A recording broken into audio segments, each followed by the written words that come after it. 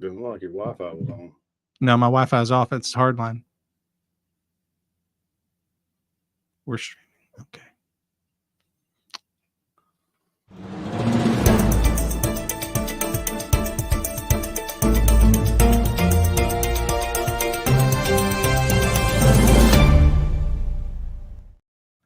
Welcome back to Church Soup, the greatest evangelical news show in the history of the internet. I'm Keith Foskey, the Harbor Freight Doug Wilson, king of the amillennialists, and little known fact, doppelganger for JD Vance. Hey guys, how are you all doing tonight? This is our first ever live Church Soup. We're calling it Foskey and Friends. I have two people in the studio with me. My wife, the love of my life, the most beautiful person in the world to me, and to my right, someone who's beautiful in his own right, Uncle Rich, the Reformed Baptist from all of my denominational videos. And not only do I have these beautiful people in the studio, but I have an entire selection of wonderful people coming in from around the United States to talk about this election night. And I'm going to bring them in now. Boy, look at that. It is a crowd of folks here. We have, starting right to my left, or your right, I don't know what we David K. Martin. He is a audiobook narrator, a good friend of the show, been on several times, and one of the funniest memesters in all of the internet. He is a meme lord, and I'm glad to call him my friend. Hi, David. It's good to have you. Hi, Keith. Thanks. Yes. Hear that buttery voice? It's awesome. I don't have a voice like that. My voice sounds like I'm whining all the time. Beside him, we have the man, the myth, the legend, the man whose name is always on his screen, Andrew Rappaport. Andrew is the head of Striving for Eternity Ministries, and he looks like he's been around for eternity because of all the white in his beard. Andrew, how you doing, buddy? Stop your whining. Yeah. You are always in such a good mood. You came in tonight like somebody kicked your cat, man. We don't know who's won the election yet. You can save your disappointment for later, okay? Next, yes. He said we're squirrel. Or squirrel. Did somebody steal your squirrel? Yeah, somebody killed a squirrel. Someone shoot Keith. your peanut? Justice for Peanut. Yeah, someone came into the house and they took my squirrel and my raccoon. They took it out back and shot it. Okay, justice for Peanut. Down on the next row, we have Parker. This is Parker from Watch Well Podcast, quickly becoming one of my favorite people in the whole world. Parker is I don't know if you guys saw that, but he clacked the time. What's that thing called again? It was just a clapper. The clapper. Yeah. That we were playing with that at Fight Laugh Feast. I got to spend some time with him last week at Fight Laugh Feast. Had a good time. Parker's along with his cousin Nick run the Watch Well podcast, which is where they talk about the theology from movies. And he has said publicly that that's the podcast I should have done. That was like, actually, correction. So I have said publicly that the only person that does our podcast better than us is you, Keith. I was going to say, who knows more about movies? That's the correct quote. Okay. Well, thank you for that wonderful vote of confidence there. Beside him, we have Corey Wing from Civically Minded. He's a Presbyterian, so halfway through this broadcast, he's going to get drunk. He's also muted. Is he muted? Did I He's got to unmute himself. That's the thing, Keith. I forgot. I was supposed to have a fake cigar for you. So we could all be Presbyterian here. Oh, okay. I want to start a pipe. Corey, are you there? Did I lose you? He just has to unmute. Oh, I'll unmute him. Okay. I know. Now talk. Yes. Yes, you are alive. So thank you. I can't be as buttery as David already was, but yes, I can drink more than all of you Baptists. So there is that. But no, I'm happy to be here, and I'm in the battleground state of North Carolina. Oh, awesome. Sorry, I'm answering a quick question here. Spencer Smith is supposed to be jumping on with us here soon. I'm just throwing out. He's asking me when. I'm saying now.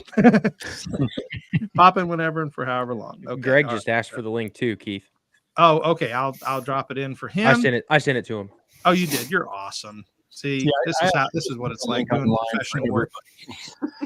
Now, right beside Corey, at least from my screen, I am looking at one of the most glorious men in all of Calvinism, one of the friendliest, nicest, sweetest.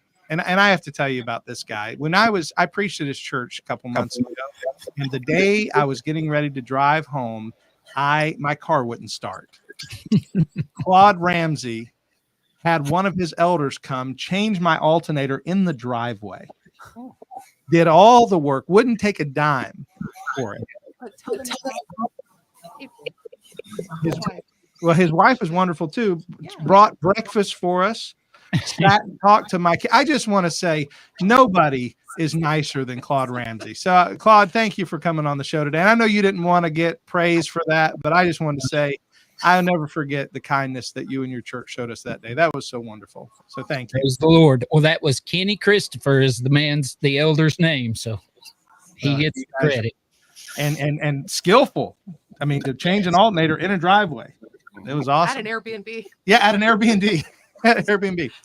And rounding out the bottom row all by himself, but certainly not alone in the area of my love. He is loved by me so much, and I'm going to say he's my not yet Calvinist friend, Matthew Henson. I think you're the only one in this group that's not yet a Calvinist. That's quite all right.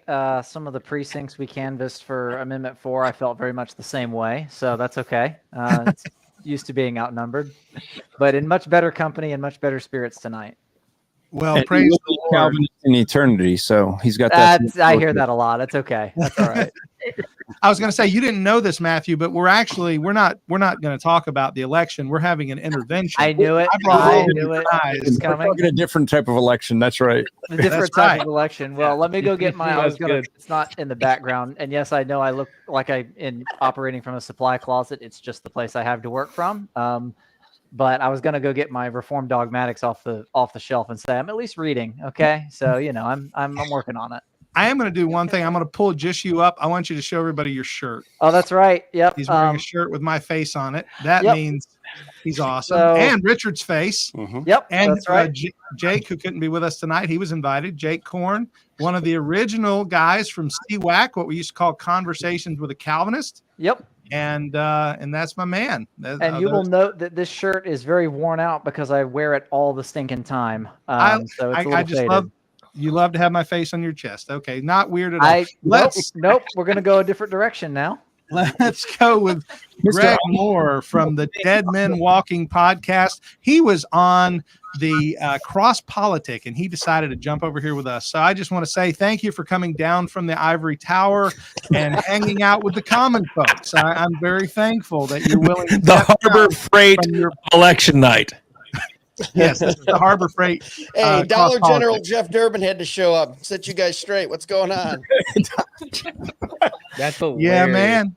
You was hobnobbing. We was at Fight Laugh Feast. I'm seeing pictures of you with Doug and you just hanging out with all the people. Oh, please. I really enjoyed that interview with Dusty and Doug that you did at Fight Laugh Feast. That was great. And Did you boy, see the picture? Did you see the picture with Doug and me and Dusty was in the middle? Yeah. I said that was a Doug sandwich with a Deaver filling. Okay, that sounds very Harris Waltz like. That's gross. See, you had to make it weird. That's why we invited you. Well, I'm just saying, Waltz. He looks like a guy that eats bananas for the shape and not the taste. So I'm coming in hot. But we got Andrew. We got your Calvinist. Hey, is there happy Calvinist? Oops, I hit the mute button. I didn't mean to do that at all. Okay. Yeah. He is also Presbyterian. Can I just say that? You can say that. Sure. Well, you missed the part where we said Corey was going to be drunk halfway through this broadcast because he's Presbyterian. True. And clearly, Greg Hey, already maybe is. I've got champagne here on the desk, so maybe I'll join him. Who knows? No, always in measure with our drink and our smoke, how we think, how we talk. We reflect Christ in everything we do, bring glory to God, except for that last joke I said. Sorry, Lord. But Claude Ramsey, good to see you too, brother. Haven't talked to you in a while. Good to see you, man. Well, guys, I do want to have some. I want to have some fun tonight. We're already having a little bit of fun. I want to. We got comments all over the place. We're going to be trying to respond to comments if we can. Dollar General Jeff Durbin. That's hilarious. Yeah. Oh, you didn't hear that? That was the original joke. That's so funny. Me and Greg were together at the original Tullahoma conference, the first one. That's where we met, and they took a picture of me dressed as Doug, and he was in his suit. But it was that red velvet suit that you have, and it looked very Durbin-esque. And we said we were the Harbor Freight, Doug Wilson, and Jeff Durbin. That picture went out, and a lot of people thought it was funny, and that began the joke. That's so funny. We were going to start a thing called off-brand theology, and we were going to have was it Sam Say was going to be the Harbor Freight Vody. No, he was going to be the Timu Vody. Timu Vody, that's what it was. Or the Wish Vody. I don't know which one. And was Samuel Say the one that put the bread up on his face and made himself a sandwich during the podcast? Yes. He said, "Am I a sandwich?" That was when I debated him on whether or not. Okay, real quick, we'll ask everybody to vote on this. Is a hamburger a sandwich? David? Sure. Andrew?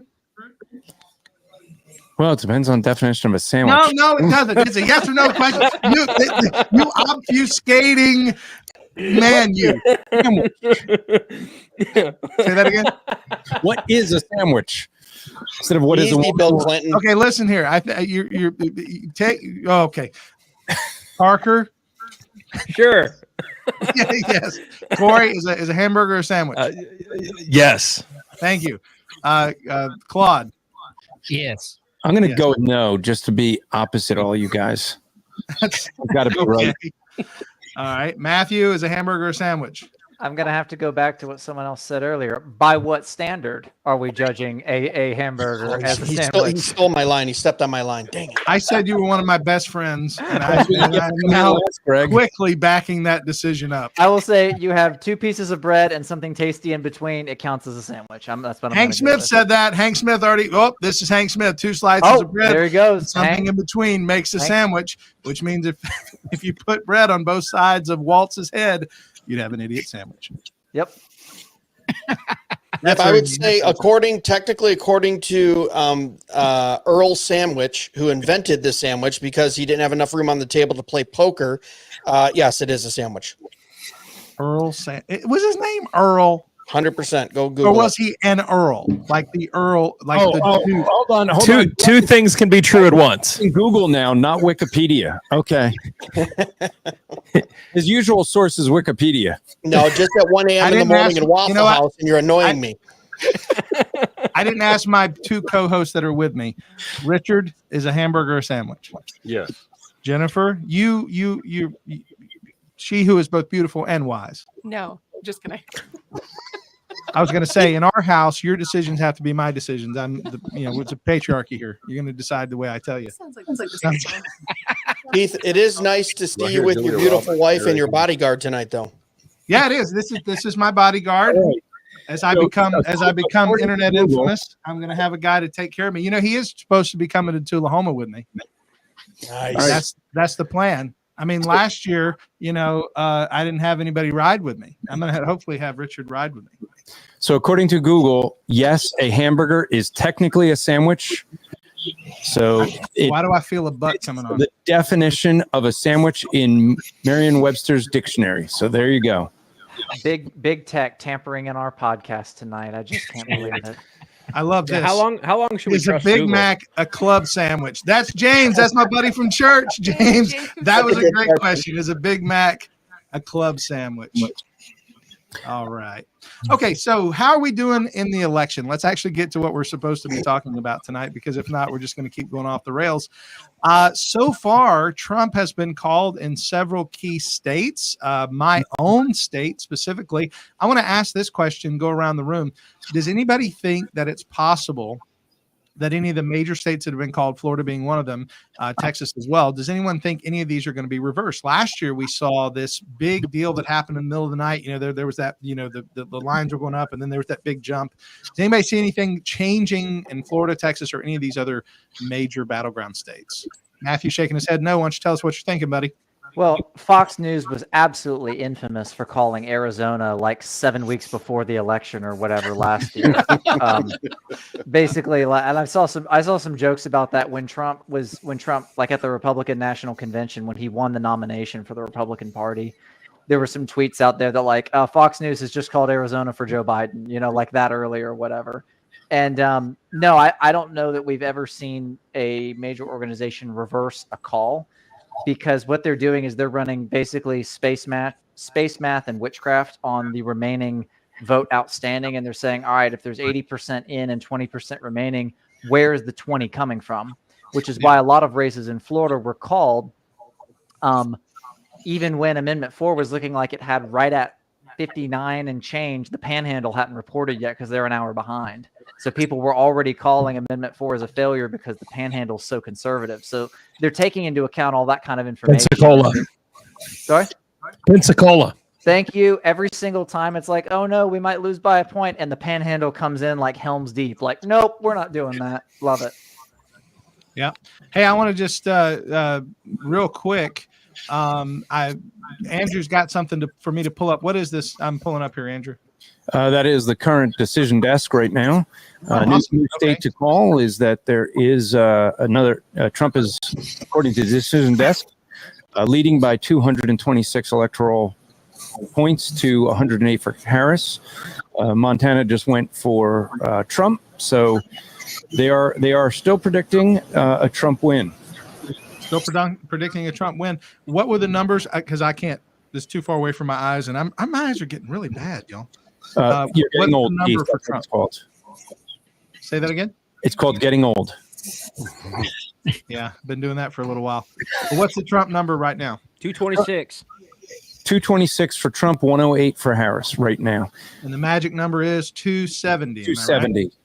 Yes. All right. Yeah, but it's all down to 7 states because California's going to get called, Oregon's going to get called, Washington's going to get called. It's just their Pacific time zone, so they haven't even reported any results. North Carolina, some have called it, some haven't, but it's going into tonight. It's Georgia, North Carolina, Arizona, Nevada. Trump wins those, and then he needs Michigan, Wisconsin, or Pennsylvania, one of the three. That is the only real math that matters at this point.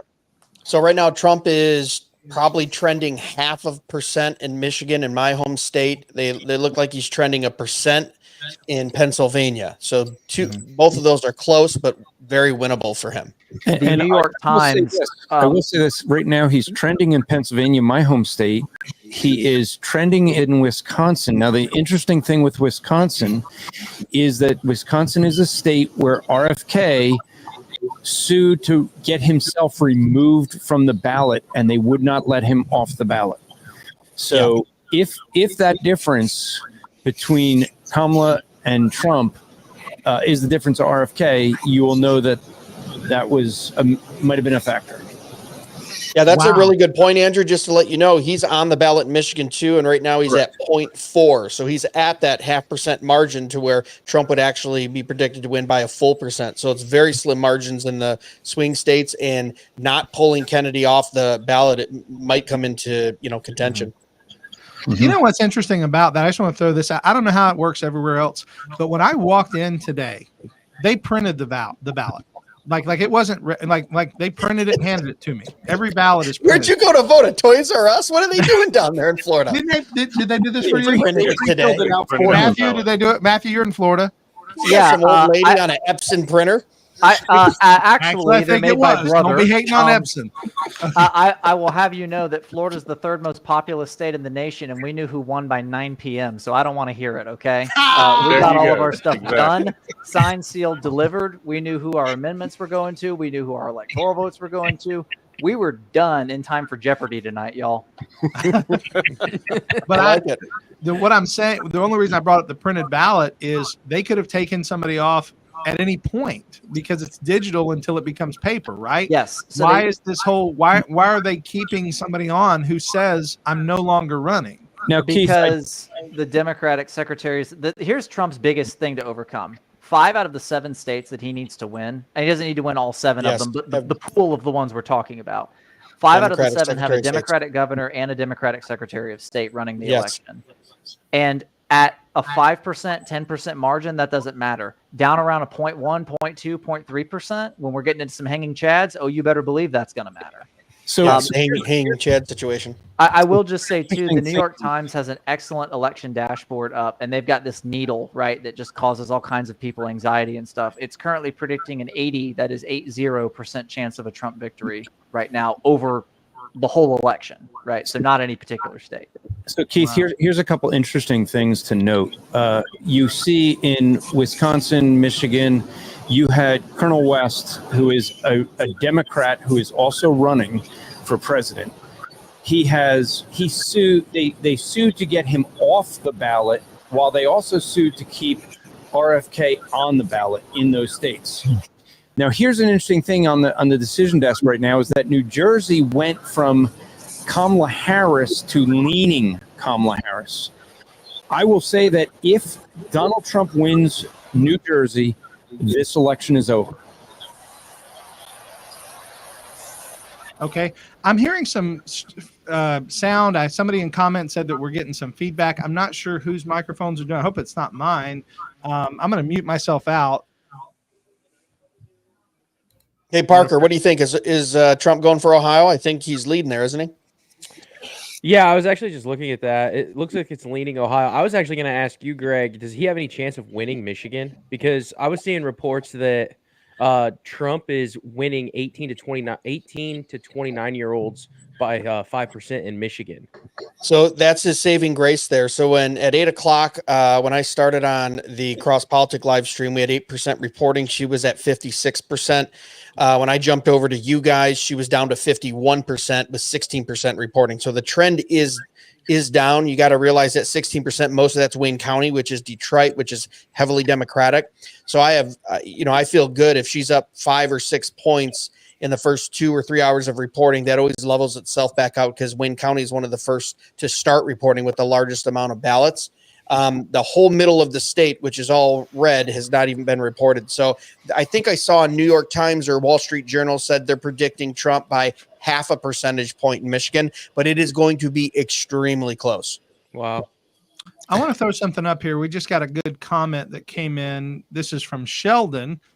No last name given. I'm just going to go Sheldon. Said Trump was also winning until 2 a.m. in 2020. Corey, you haven't said a whole lot tonight, and I want to hear your thoughts. Do you think we're going to see a repeat of last year? And I already kind of asked this question about the battle states, but overall, do you think that there's a surprise coming in the middle of the night after we all go to bed and wake up in the morning with a Kamala presidency? Yes and no. Do I think that they're going to try to cheat? Do I think there's a surprise coming? Of course. They're crooked and they're evil. So yes, I absolutely think that they're going to try anything they can to cheat.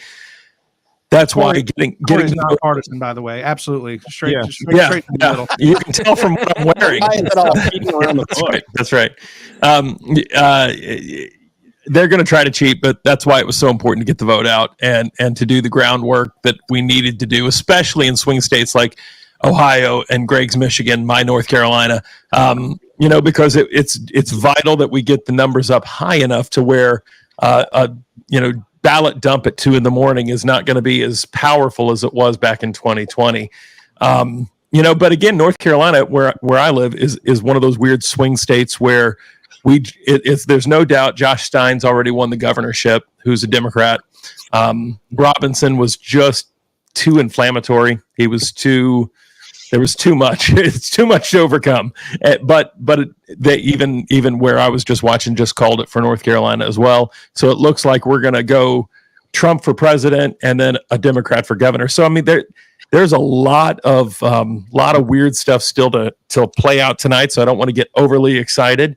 But I think she's even more unlikable than Hillary Clinton. And so I think we're heading more towards a 2016, liberal tears, weeping from Russell Moore, things like that, than we are than what we saw in 2020. Hey, Keith, Can I just jump in here for 1 second? Because I got to jump back over to the Cross Politic live stream. I just wanted to comment on what he said very quickly. Is that okay? Yeah, go ahead, man. You got the floor.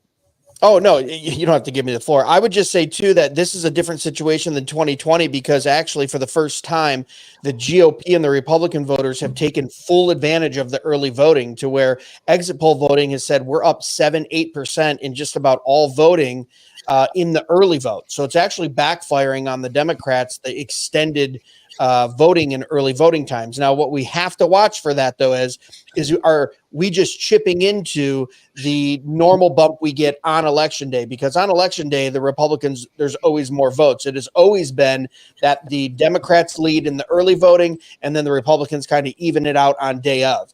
But now, for the first time, Republicans are actually leading in the early vote. So we just need to know, did more people that were going to vote on election day from the GOP go, I'll just go vote early? Or did we actually make that swing by, Trump and Vance kind of courting the alternative Republican, meaning the Joe Rogan and the Theo Vaughn and the Tim Dillon show, voters that went, you know what, I can't stand Harris. I can't stand the craziness. I saw these guys on my favorite podcast. I'm going to go vote for them. So that's really what it's going to come down to. And I think it might make the difference, the Gen Z vote, in probably 5 of those 7 swing states.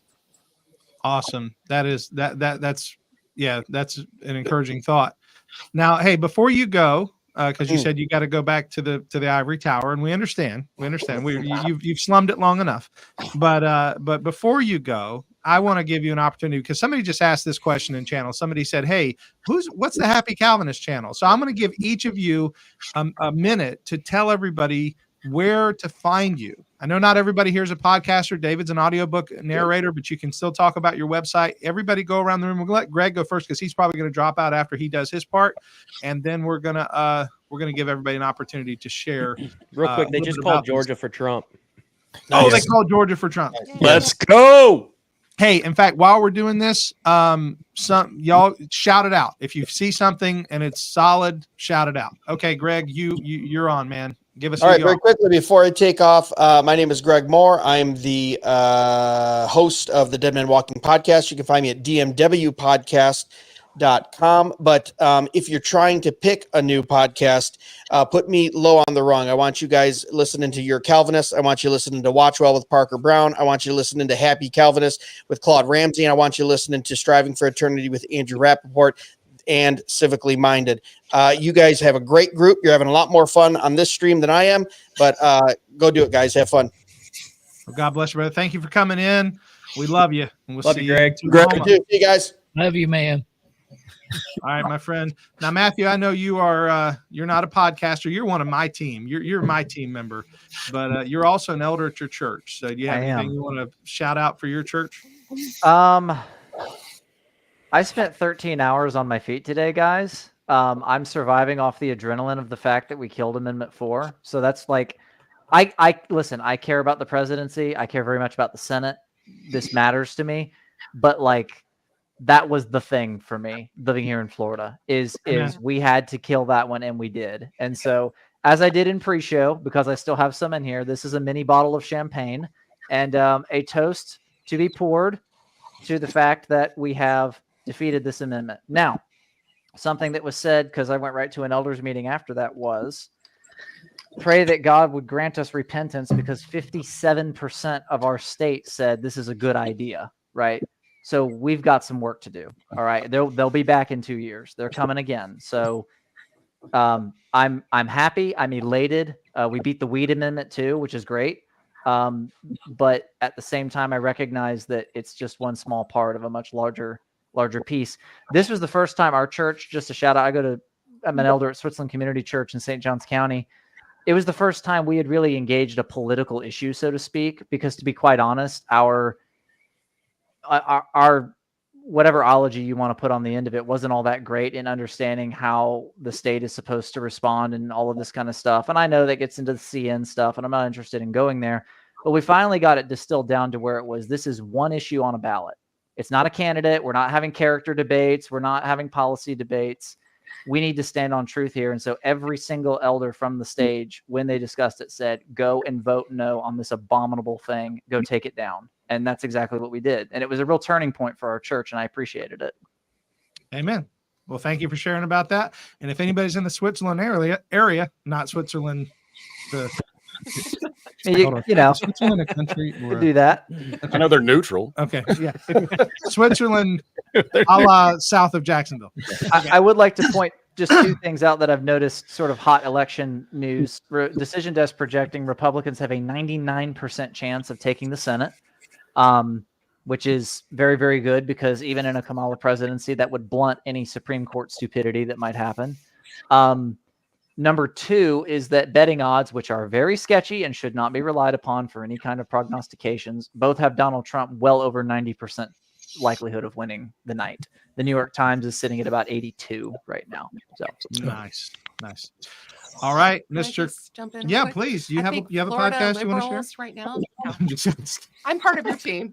You're on my team. Love This your is my team. This is my beautiful team. I'm just saying, liberals in Florida now. I mean, they lost the presidential election, Amendment 3 and Amendment 4. So there are a lot of crying liberals. They lost the right now. weed, they lost abortion, and they lost the presidency.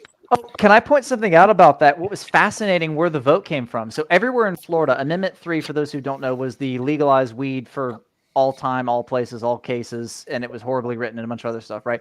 And then Amendment 4 was basically like Molech R Us. That was like that amendment, okay? And so so they were running about sorry, Andrew. It is what it is.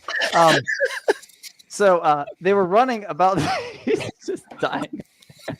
They were running about even. Everywhere you had Amendment 3 and Amendment 4 results coming in, they were within about a point of each other, except for one place, Miami-Dade County. And I do not know why this is. I'd love to hear sometime.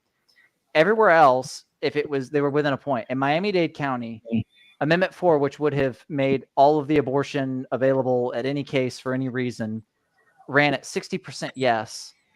But the weed amendment only ran at 40% yes. There was a 20-point split in favor of the abortion amendment and against the weed amendment. And it was only in Miami-Dade County. And I will be chewing on that data for days to figure out why.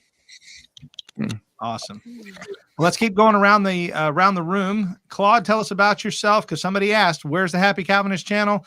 I want you to tell them how to find you. All right. I am Claude Ramsey. I am elder at Reformata Baptist Church here in Knoxville, Tennessee. Also a host of the Here I Stand Theology podcast that can be found there on the YouTubes. So it's Here I Stand Theology podcast. Yes. All right, my friend. And he is part of the was it Truth Love Network along with you, Keith? Yes, we are part of the Truth and Love Network. Yes, very much, with several other great podcasts. All right, Corey, tell us about Civically Minded. Yeah, sure. I am host of the Civically Minded podcast. We do practical theology for everyday life. I am a elder at a PCA church here in North Carolina, where Florida, Georgia, South Carolina send all of their women who want abortions up to us. I'm not proud of that, but it is the truth, sadly. And so yeah, that's where I can be found, is at Civically Minded. And be sure to read the spelling at the bottom, because it is not spelled like you think it should be. CivicallyMinded.com. All right. Thank you, brother. I also want to mention Spencer Smith just sent me a message, said he's having an equipment issue tonight, will not be with us. So those of you who were hoping to see Spencer, I tell you, I'll give you this promise. I'm going to have him on the show soon. So he won't be with us tonight, but he'll be on another time. We'll come in and crack wise another night. So sorry for those who came to see Spencer. And somebody mentioned in the comments a few minutes ago, hey, they were sad that let me see if I can find it here. Somebody said they were sad that Cody Fields isn't here. Well, Cody Fields is a great friend of mine. And I did invite a bunch of people, and I did honestly forget to send him a link, but I just sent him one. So, he might jump on. We'll see. This is a anything goes show. So moving right along to Parker. Parker, I already mentioned Watchwell Podcast, but tell people how to find it. Well, we're on YouTube. We run the podcast on YouTube, and you can follow me on X at Real Parker Brown, and then my co-host is at Nick Sloan on X. So yeah, follow us on X. Subscribe to our YouTube channel.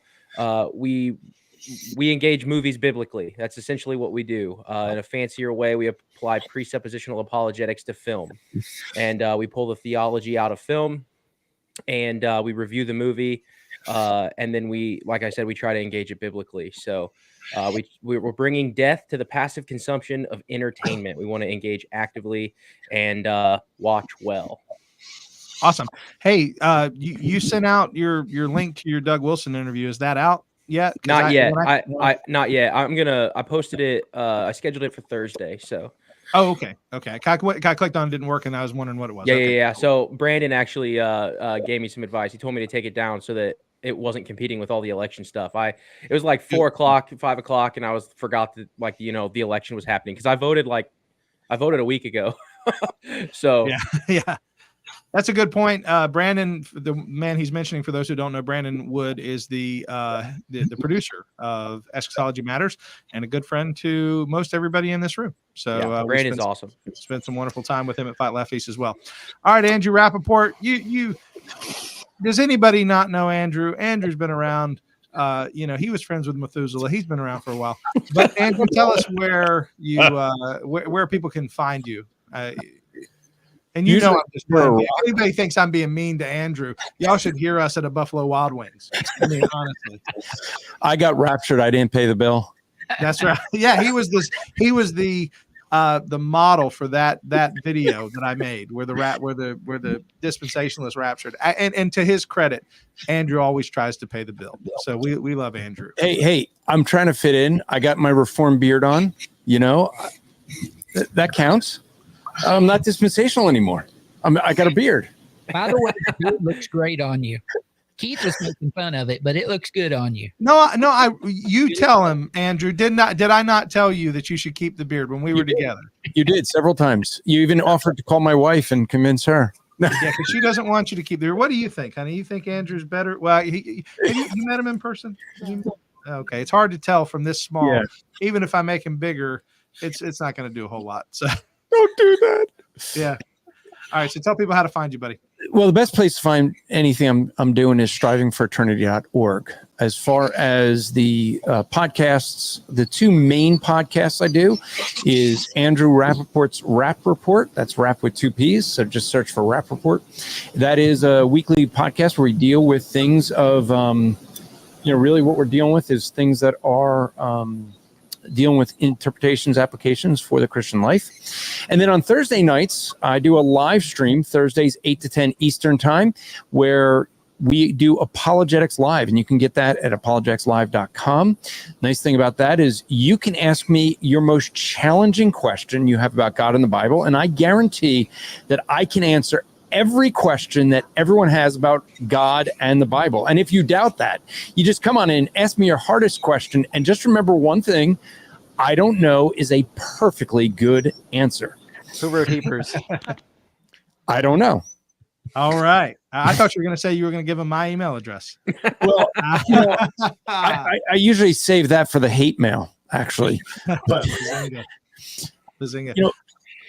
but I am a native of. I'm watching this. I will say this. I'm watching this with New Jersey, a native of New Jersey, and it is getting closer and closer between Trump and Harris. And I'm just saying, if Trump can win New Jersey, if he gets the electoral points of Jersey, I think it's going to be toast, because I mean, if the solidly blue state of Jersey goes for Trump, it'll be interesting. But right now it's leaning. I mean, according to the decision desk here, it's leaning PA and Wisconsin right now, and that's all he would need. Trump is up to an 86% chance of victory on the New York Times needle. And for the Senate right now, a decision desk is calling for the Senate. There is, and just so people realize, just the way this sometimes works, there were more Democrats that were up this year than Republicans, because they do every 6 years and they alternate. So right now there's 48 Republicans to 37 Democrats. So it is looking like there is going to be a majority of Republicans in the Senate. Okay. I'm going to let David talk, but just real quick before you do, David, somebody asked a good question. They said, "Hey Keith, do you think true Christians can be Democrats?" I'm going to let a few of you guys answer that question if you have something you want to share. But I do also want to mention somebody else jumped in and said, "Hey, I did a podcast about that with John Root." So if you want to hear me talk more about that question and hear John Root's answer to that question, look it up on the channel. I appreciate the person who threw that out there. That's awesome that you remembered that, and thank you. And John was a great guest. Okay, David. Take it away, buddy. Hey, I am David K. Martin, and you can find me at davidkmartin.net. Isn't that a coincidence? I live in Pennsylvania, where I am told by a reliable source that the Amish are voting for the first time in many cases. And what I was told was that at least has something possibly to do with federal crackdown on raw milk. But I haven't heard all the details That on is that. correct. But I'm an audiobook narrator. This is what I'm Worship right now. David. And Yeah. Awesome. Keith just interviewed Matthew Everhard about this book. You can see it coming out on Audible, hopefully within the next few weeks, whenever they get around to actually posting it. You can hear samples of my audio recording work at davidkmartin.net. And I'm also on X, I'm on Facebook, and all those sorts of things as David K. Martin. Thanks. Awesome. Thank you, brother. And I also asked all of you guys to bring a joke. I don't know if you remember that, but I did say, hey, bring a joke. And so be thinking about what your joke is. We're going to keep going here, and we're going to bring one more guy in, Mr. Cody Fields. Hey, Cody. What's up, Cody? What's up, guys? Westminster everybody doing? Effects and the Doxology. Oh, what is the name of your show? I know it's the Doxology Podcast. What is it? Yeah. The Westminster Effects Doxology Podcast is the only podcast in the world that is theology based and hosted by a Guitar Gear builder. So, Is he another Presbyterian? oddly Are you specific all the way around. Presbyterian? Cody, are you Presbyterian? No, I'm actually Baptist. He's biblical. It's just that. So I actually have a pedal proving that I'm Baptist called the 1689. Because Westminster Effects sounds a whole lot better than Second London Baptist Effects. I like that. So there's my joke. This is all off the cuff for me. So Well, 1689 is nothing more than a baptized version of the Westminster Confession, right? right. Stole their homework. Cody, can you? I'm not sure if your mic is turned low, but can you bring yourself up at all in your sound system, or I sure hope so. I'm let's see. are you just coming through your headphones? Yeah. You can go into the audio settings, go to settings audio, and if it is set to automatically adjust your mic, you can change that and bring it up there if you need. All right. So I haven't Okay. asked my in studio guests any questions yet. We're just ornamentation at this point. Well, you guys are. Look at this. This is beautiful. I want to ask you though. Going back to the question about, and I said people can go look at my podcast, people can hear what I have to say. But if somebody, for those who don't know, Richard's a deacon in his church. Richard's a Bible teacher. Richard's one of my best friends in the world, and somebody I trust. And Richard doesn't normally mince words. Sometimes he can be mean to me. No. I'm just kidding. He loves me, but he's honest. He's an honest man. Richard, if somebody asked you, can a Christian be a Democrat? How would you answer that question? That's a tough one because it depends on where they fall on certain things. Because I know Democratic folks that, they don't necessarily agree with abortion and all that, but they kind of vote the party line. Mm-hmm. So, I mean, from a biblical perspective, they would agree and line up with a lot of what we would as conservatives, yet they still vote blue. So, I mean, can you just broadly generalize all Democrats and say, well, if you're a Democrat and you vote Democrat because they're the party of death, so to speak, then that means you're not a Christian. I'm not going to broadly say that. But if I also, like my wife was talking about before I came here tonight, she's got well-respected friends of hers who claim to be Christian, claim the name of Christ, yet agree with abortion and say it's okay. Yeah, it's hard to. And in that scenario, it's hard for me to believe that they're truly an indwelt believer, because unless they just don't understand that is a human life. I mean, there could be that disconnect because they've never been taught. They haven't got the spiritual maturity yet to understand that is a human life in the womb, and it's the same as taking a life outside of the womb. So, I mean, it would be a case by case basis. I'm not going to broadly generalize it and say that all Democrats are not Christian just because they vote blue. I'm not going to say that. But anyway, that would be my answer to the question on the fly, since you made me go first when you got this crew. Well, no, to be honest, and I know that this is an easy question to simply give. Well, sure, the answer is no. But I was asked the same question not just 2 weeks ago. I was on Charismatic Cheetah. I don't know if you ever heard of him. Charismatic Cheetah had me on his show, and somebody asked the very same question. In fact, the question was asked differently. It was asked this way. It was asked, would you discipline someone in your church if they voted Democrat? That was the question. And I thought that's an even more difficult question, because now you're actually saying, okay, there's a sin involved that I can name, I can point out, and I can pull an ecclesiastical right of pulling somebody before the church and say this person has sinned. Right? That's difficult. I want to ask Corey, because I know, Corey, you're not a man who minds sharing your opinion either. Well, and I don't mean that in a bad way. I just mean you and I we spent almost 2 whole days together. Yeah. And I heard you certainly are very strong in your opinions and very wise in many things. Would you discipline someone in your church if they voted Democrat? And I know you can't do that. You're not the person who disciplines. It's the church that does it. And you're Presbyterian, so you guys obviously have to consider the presbytery as well. But do you think that's a church disciplinary offense?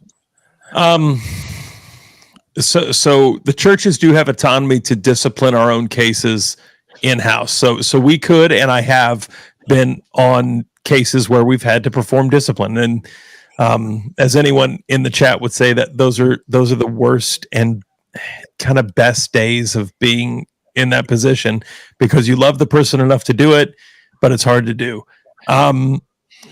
But again, and I don't mean this is going to be a difficult thing to answer, and it's going to be it's going to feel like I'm giving a weird answer, but I'm in the South, where historically the old terminology of Southern Democrat that's a very real thing in the South. You know, that after FDR, who gave all of these reforms after, of course, the Great Depression, one of which was the Tennessee Valley Authority. And that helped a ton of Southerners who just were devastated by the Depression to kind of dig out of that, whether it was through sharecropping or any other number of things. That converted a ton of even Christian Southerners into long-term Democrats. I actually ran into a guy at the Fight, Laugh, Feast conference. I met him last year at the Ark Encounter when we were up there. We've been friends ever since. He watches my channel faithfully. And he said, again, I'm voting for Trump, but I am a Democrat. And that's how he framed it. He's in the Nashville area. He's an old Southern Democrat, but he voted for Trump this time. So it's a very challenging thing here in the South when some of those things, especially for, say, an older congregation member who's 60 and above, and they've always voted Democrat, and they don't really understand, because maybe they don't keep up with the trends. They don't understand the modern Democrat Party. And so they don't understand how far removed from what they understand as the Democrat Party has changed. So when you look at the convention that happened in Chicago just a couple of months ago now, and there was an abortion clinic literally sitting just outside the building. At this point, they've so identified themselves with anti-Christian and pro-death that I would certainly sit them down pastorally and say, let's have a talk about where the Democrat Party currently is and why you think that they're a valid option for a Christian. But I don't know that I'd go so far as church discipline unless that conversation went, a certain way. Sure. And that was very, very pastoral, very thoughtful. And I appreciate both of you men answering, because that's a difficult question. Well, I'm going to stir a hornet's nest for a second, maybe. Oh, no. Is it possible that they could turn it around back on us because Trump and Vance have both been pro-choice to a degree in the sense of rape and incest? We're voting for a candidate who says abortion's okay in certain cases. Could they spin it back on you? And because Trump's an immoral person. But that's not the only thing. I mean, first off, the argument of him being an immoral person is also 20, 30 years ago. They ignore the immorality of Kamala Harris's husband, who strikes women in public because, someone looks at her, impregnates his nanny, right? There's been no talk about that. So we have to keep in mind when people say that he's immoral. Okay, when? I mean, because the one thing that we see with Trump is he is a family man. You can't say that about Kamala Harris. Well, okay. And I agree with you. I'm just throwing a question out there. Sure. Devil's advocate. Yeah. But I think that, can you be dogmatic on it? No, because you do have people who they would identify as Democrat because they're JFK Democrats. They don't know any better. We have a young lady in our church who I don't think is saved, but she just started coming to church, and she's a Democrat, and she admits that she's got difficulty being, she claims she's a Christian with the abortion position that Democrats take. We brought up a whole bunch of other issues, though. It's not just the abortion issue with the Democrats. They are supporting a very anti-Christian position. I would argue that if they were to win, they would be looking to outlaw Christianity if they could. Only because what you get in power with, you stay in power with. And it's no different than, I know everyone refers back to Hitler, but you can look at it with Mao, you can look at it with others. Everyone gets a scapegoat that they blame. In Hitler's case, it was the Jewish people. When you do that, you can't stop going after those people. Otherwise, guess what happens? All the people come after you. And so what you have is a case where, Kamala Harris and Democrats have been going after Christians. They will only stay in power by continuing to go after Christians. And so, as a Christian, you're voting for a party that stands against everything you hold to. So can you? Yes, you could be ignorant. And I do have a call to make here for the Senate. We do have from the Decision Desk, the Republicans now, according to the Decision Desk, are at 49 Republicans to 37 Democrats. I want you to know I'm not laughing at you, Andrew. I promise. The comments are... I'm watching the comments as they come in, and this guy is he says, "Stop the whole podcast. Keith's jacket sleeves are driving me nuts." And yes, my jacket is short, but I if I take it off, it's okay. It wasn't short. Love you. That was. It wasn't short when you got it. I keep my hands below the desk. This is the serious nature. So actually, Hugh has a comment there. If you put that up, which is very interesting. It's the one where he says Trump had an affair with a porn star, Stormy Daniels. Yes, I saw that. Yeah. That's a really interesting comment, because the reality is both Stormy Daniels and Trump denied that there was any affair when it was brought up. She signed a non-disclosure, but the reality is that she was offered $300,000 to say she did have an affair. And that's when she suddenly had an affair with him. So the argument that she had an affair is questionable at best, because she denied it for many years and then only admitted to it when she was offered $300,000. I think she denied it on Real Time with Bill Maher. He asked her straight up, and she denied it on the program. So, yeah, there's video of her denying it.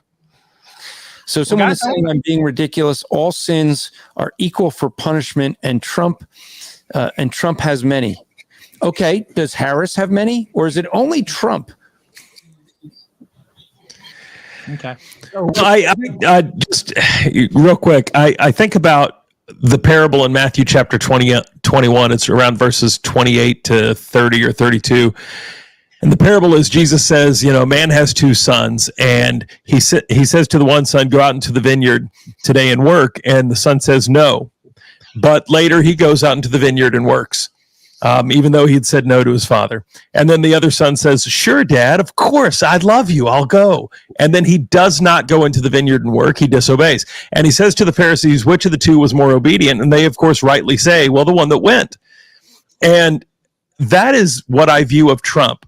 You know, so does Trump have rhetoric that drives me absolutely batty? Yes. Yeah, yes. He's uncouth and he's grotesque at times. He's sophomoric and just, you know, he's unbelievable. But when the rubber met the road, did he give us 3 judges that overturned Roe v. Wade? I mean, did he say, no, I'm not going to the field and work? Yep. But did he, when the rubber met the road, go into the field and work? Yes. He was the best actual president of my 46-year life for Christians and for the conservative movement. And let me just say, you know, you bring up the way he speaks on Twitter, whatnot. He's told us why he does that. I still remember when they asked him, why did you have to call her horseface? And he said, because you would never have report that I won the court case had I not done that. That's his way of making the media report that. By the way, another update, the Senate is now at 50 Republicans, 37 Democrats, so one more seat, and they will have the Senate. William Wolf said earlier that he believes that we're going to end up at about 54 Senate seats for the Republicans tonight. I tend to agree with William. He is probably one of the best, most informed young Republicans I've ever met. They are predicting, though, that the House will be go to the Democrats by one person. So that is the prediction, at least. I hope it's wrong. I want to ask this question very quickly, and then we're going to move on to something more fun because I like to have fun. No. Have any of you, because we got a variety of churches, and only just answer just speak up if the answer is yes, because I don't think that anybody's going to answer yes. Have any of you ever been in a church where someone was under the corporate discipline of the church for a political position? Because that was the question asked. Remember, I said that was the question asked to me. Would you put somebody under discipline for voting Democrat? Right? Because it was accused that there was a pastor who said that he would. And somebody said, do you agree with this pastor? I said, well, you know, we went through the conversation, sort of like what you did, Richard. We talked about that. Is there any of you, of the 7, 8, 9 people in this room, that have ever been a part of a church that has or even threatened to put somebody under church discipline because of a political position, specifically voting Democrat? No. Okay. I was just curious because, again, that question has come up a lot, and specifically, I didn't think so. So I wanted to see if that had ever happened. I actually think it's really interesting that you brought that up, Keith, because it kind of hit me this morning, and I posted it on X, and I hadn't seen anybody else post that.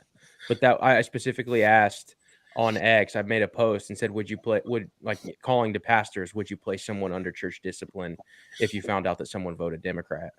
Yeah, that's an interesting question. All right. I asked you all to bring a joke. I said, you know what? Part of my life and online is to make things funny and to enjoy what we do. And I love humor. So I said I wanted everybody to bring a presidential joke. Now, Cody, you are the last person to come in, and I apologize to you. I should have sent you the link earlier. That was my bad. I'm so glad you're here. If you don't have a joke right away, we forgive you. But everybody else, I asked to bring a joke. So who brought the best? And I'm looking at you, Meme Lord David. I missed the memo. I'm sorry, I didn't bring a joke. Oh, you didn't bring a joke? My wife loves your humor. How about this? Tim Walz. Oh, you stole the show. All right. That was see, you're the kind of guy whose humor just drips off of you. You're That's why he's Okay. a meme lord. I look for every Friday for his memes to drop. I got one. We do. that- We look forward to David's memes, and I even message you. Can I share this? I'm like, I'm like, I want this. I mean, Hey, most of them I stole from somebody else, so of course. Go ahead. Didn't you post about a car that was found that was like it was over a parking? Was that you? Yeah. I posted that. Did That, you that ever wasn't find that out what wasn't a joke though. I mean, it just Okay. yeah, that was just bizarre. It got towed away. I don't. Yeah. Okay, That was- tell me what Okay. happened, because I'm dying to know. Oh no, it was just Fine. here at my local supermarket. I drove in one day and there was this car that was like parked over the little barrier median that they have there for the light stanchion, and it was just Weird.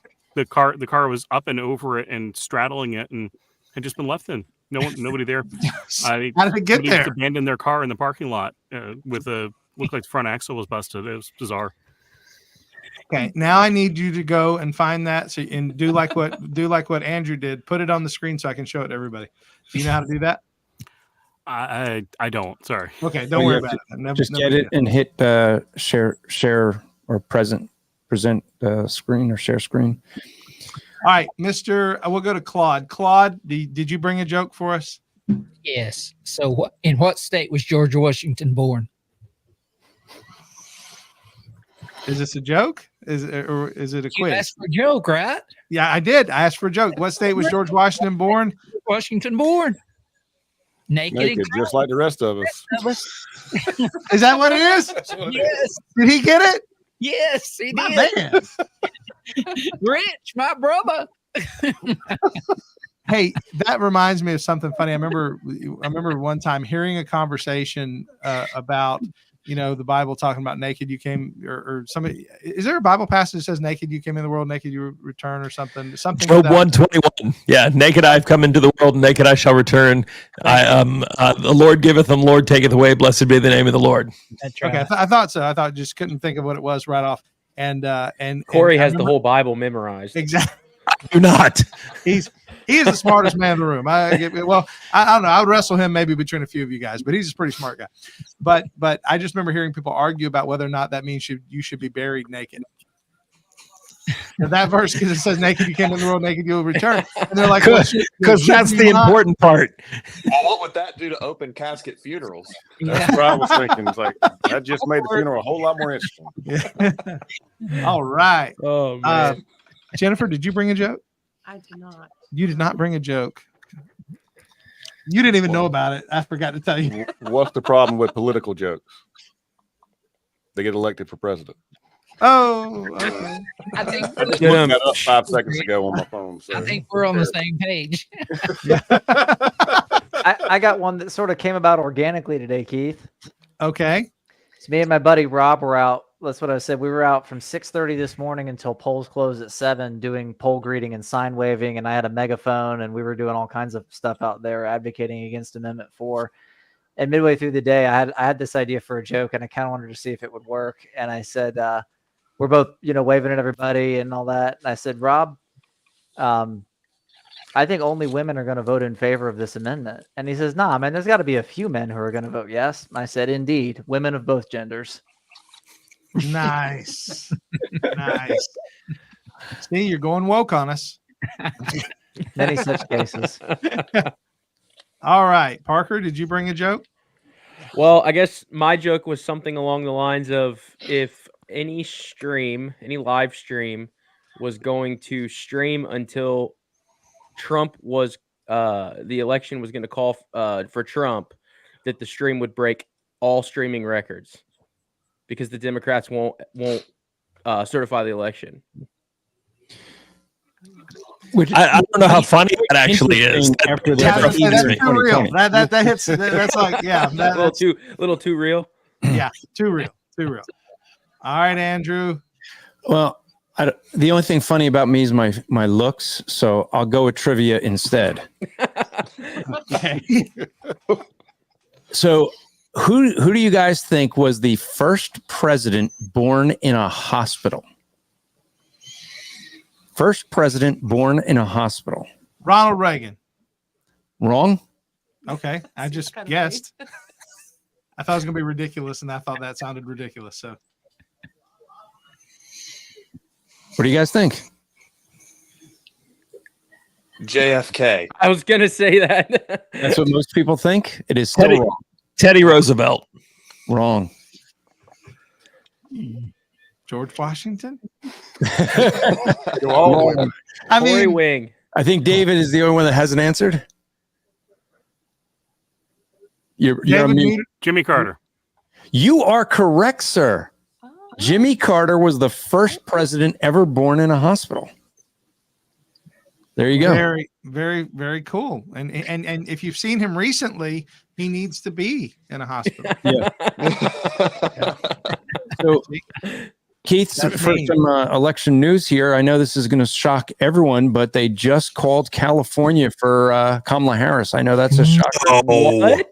Colorado was also called for Outrageous. Kamala Harris. And Utah was called for Trump, giving him now 246. So he's getting closer and closer. Who didn't get to do their joke? I know we haven't gotten Cody yet. Oh, Corey. Okay. I brought a an old Ronald Reagan joke. So Ronald Reagan once said, "Well, politics is supposed to be the second oldest profession. I have come to realize that it bears a very close resemblance to the first."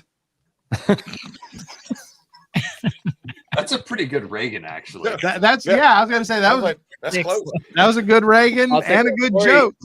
I like Thank that. you. This past few days, I've learned a lot about the different accents that Corey can do. He can Yeah. speak perfect Spanish, by the way. And that is, let me tell you something. When we go to eat at a Tex-Mex restaurant together, and he just starts talking in Spanish, and I didn't know what anything was. So you're saying he speaks in tongues? You said you think he was Pentecostal for a minute. He just starts talking, and he asked for some kind of rice milk drink, looked like a White Russian. I don't know what it was, but he let us all drink out of it to try it, which I think is really cool. It's like Common Cup Communion. Keith, you're a Baptist. How do you know what a White Russian is? All right, so moving on. No, it was the Spanish accent, or it was the Spanish. It was the Spanish that was in the Scottish accent that got me. Yeah. That's what got me. Yeah. So okay, who didn't get to do their joke? I need a joke. Cody. Well, the first thing that came to mind was a historical or supposedly historical story about Calvin Coolidge, our 30th president, who was president about 100 years ago and was literally the exact opposite of Donald Trump. Like, he was known for not speaking a whole lot in public settings. And there was one time while he was president, he was at a dinner party, and a woman said, "I bet I can get you to say 3 words in conversation to me." And he said, "You lose," and walked away. And that was it. He didn't say anything else the rest of the night, just to spite her. Whereas if somebody said that to Trump, we would still be hearing about it on Twitter. He would say, "You lose a lot. Like, you're the greatest loser ever. You're going to lose really bad. It's going to take nobody's going to lose like you." I can let Corey be the only one who does an impression. Okay, Jennifer's got a joke, y'all. It's not a joke. Okay, more trivia. Which president was known for a large amount of cheese? I know the answer, but that's a terrible way to ask that How do you question. ask it? What would you say? No, that's fine. It's fine. You guys have any idea what she's talking about? I'm going to explain it. Oh, David knows. David knows what you're talking about. Who is it? Give it to us, David. Oh, I forget the president now. No, I just remember it from the West Wing. I remember the whole discussion, the whole monologue on the subject, but I forget which president it was. Anybody have any idea what she's talking about? Anybody know what she's other than David? No. All I can think of now is Martin Sheen, since he mentioned that. Okay.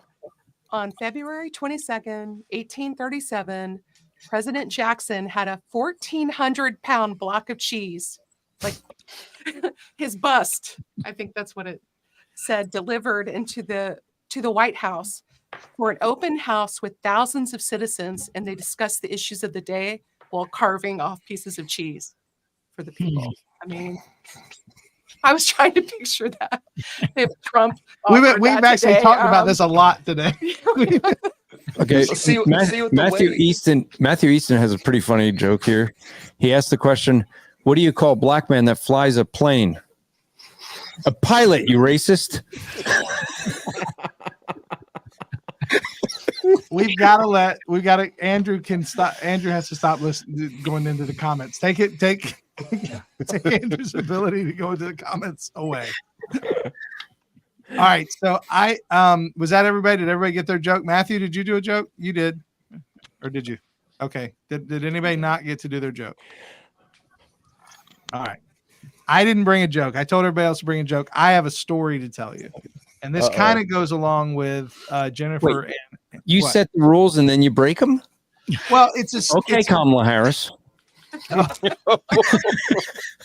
Hey, can anybody else figure out how to call somebody with their phone camera? How to what? Huh? That was random. What are we doing? You guys didn't see that video of Kamala where she was pretending to call Oh, somebody yeah. and then she showed Oh, the that thing, is funny. and it was their camera. I've been trying to figure that out and I can't figure out how to do it. Oh man, this guy totally got my story. M. Geck is just left a comment, and he said, "Did you know Andrew Jackson went into a duel, got shot in the chest, carried the bullet in his chest for the rest of his life?" That's part of that was it, because Andrew Jackson's life, even though it's not a joke, it's one of the greatest. Like people talk about Trump and say, "Oh, Trump is he's so out of so crazy, and his behavior is so erratic." Andrew Jackson was in over 100 duels, like real duels, not like arm wrestling matches. He shot at other human beings on purpose over 100 times. And in one of the duels, he said, "I'm going to give you the first volley." What kind of a nut says, "I'm going to let you shoot first"? The guy shot him. He survived and shot and killed the dude. And that bullet stayed in him the rest of his life. He must have known that other guy wasn't a very good shot. Dude, Andrew Jackson was a beast. Somebody tried to assassinate him. Yep. Pulled out the gun, pulled the trigger. It didn't fire. So Andrew Jackson, who was also called Old Hickory because he carried a hickory stick, beat the man so badly with the stick that his security had to pull him off of the dude. Later, they tried the pistol. The gun shot fine. The gun was scared of Andrew Jackson. Yes, absolutely. I So remember Andrew that story. Jackson. And Saying he's the original Chuck Norris. Oh, Yeah. you stole it. Yes, that's it. Chuck Norris jokes are now going to become Andrew Cody, you were Jackson. too slow on the draw, brother. I was. Or and what like, happened? reference, Kaz Walker is a local favorite around here in Tennessee. He actually back on public news channels like in the 70s aired a commercial that basically invited folks to come to his grocery store. And he told them, and I'll use the word here. I know we're not using Christian cuss words, but it's funny. So he basically on public TV, which would never happen today, told the thieves and robbers that had been coming to his store. He said, "You come on down here." He said, "We'll whoop hell out of you and swear." Look that up on YouTube. Kaz Walker whooped the hell out of somebody. I will tell another Andrew Jackson awesome story. He actually First of all, what was that thing in your national- hand that just went by, Corey? You just picked up a giant book. What was I will show you. Andrew Jackson paid off the national debt completely in 1835 as well. So all national debt under Andrew Jackson was completely eradicated. So I mean, Andrew Jackson was just an amazing man in all ways. So this is one of 3 bound editions of Harper's Weekly that I have. So for anyone watching that doesn't know, before the yes, I'm sure they've picked up on that already. So before there were national newspapers of like the kinds that we have now, there was Harper's, which is still Harper's Bazaar. Is the same company, but back in the day it was Harper's Weekly, and every week they would put out a newspaper, and then at the end of the year they would do a bound edition of 52 newspapers in bound editions. So this is let's see, this is from Wow.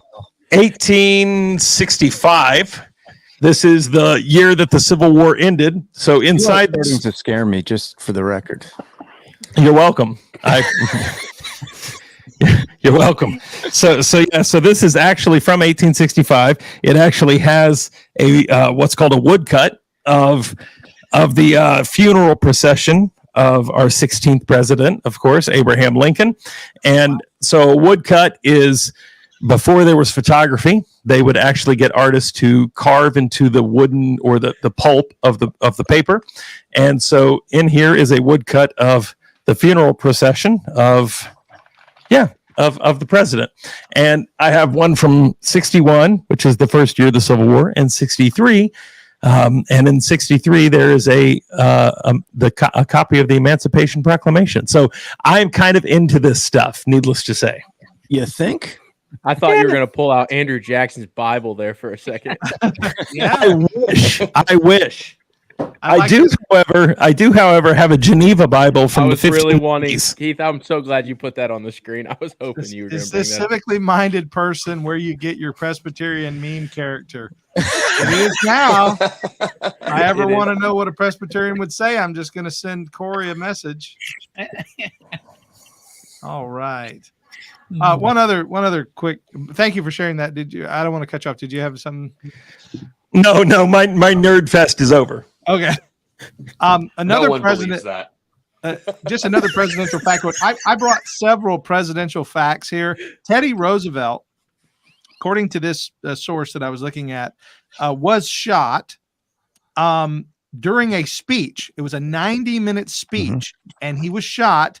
And he said, I quote, "It takes more than that to kill a bull moose," and he kept going and finished his speech. Man, That's a man right there. Teddy Roosevelt got shot, kept going, and I thought that was pretty awesome. And that's actually why a lot of people were referring to Trump as being like Teddy Roosevelt, that he got up from the speech after being shot and, raising his fist in the air saying, "Fight, fight, fight." That was the reference, why they were saying he's like Teddy Roosevelt.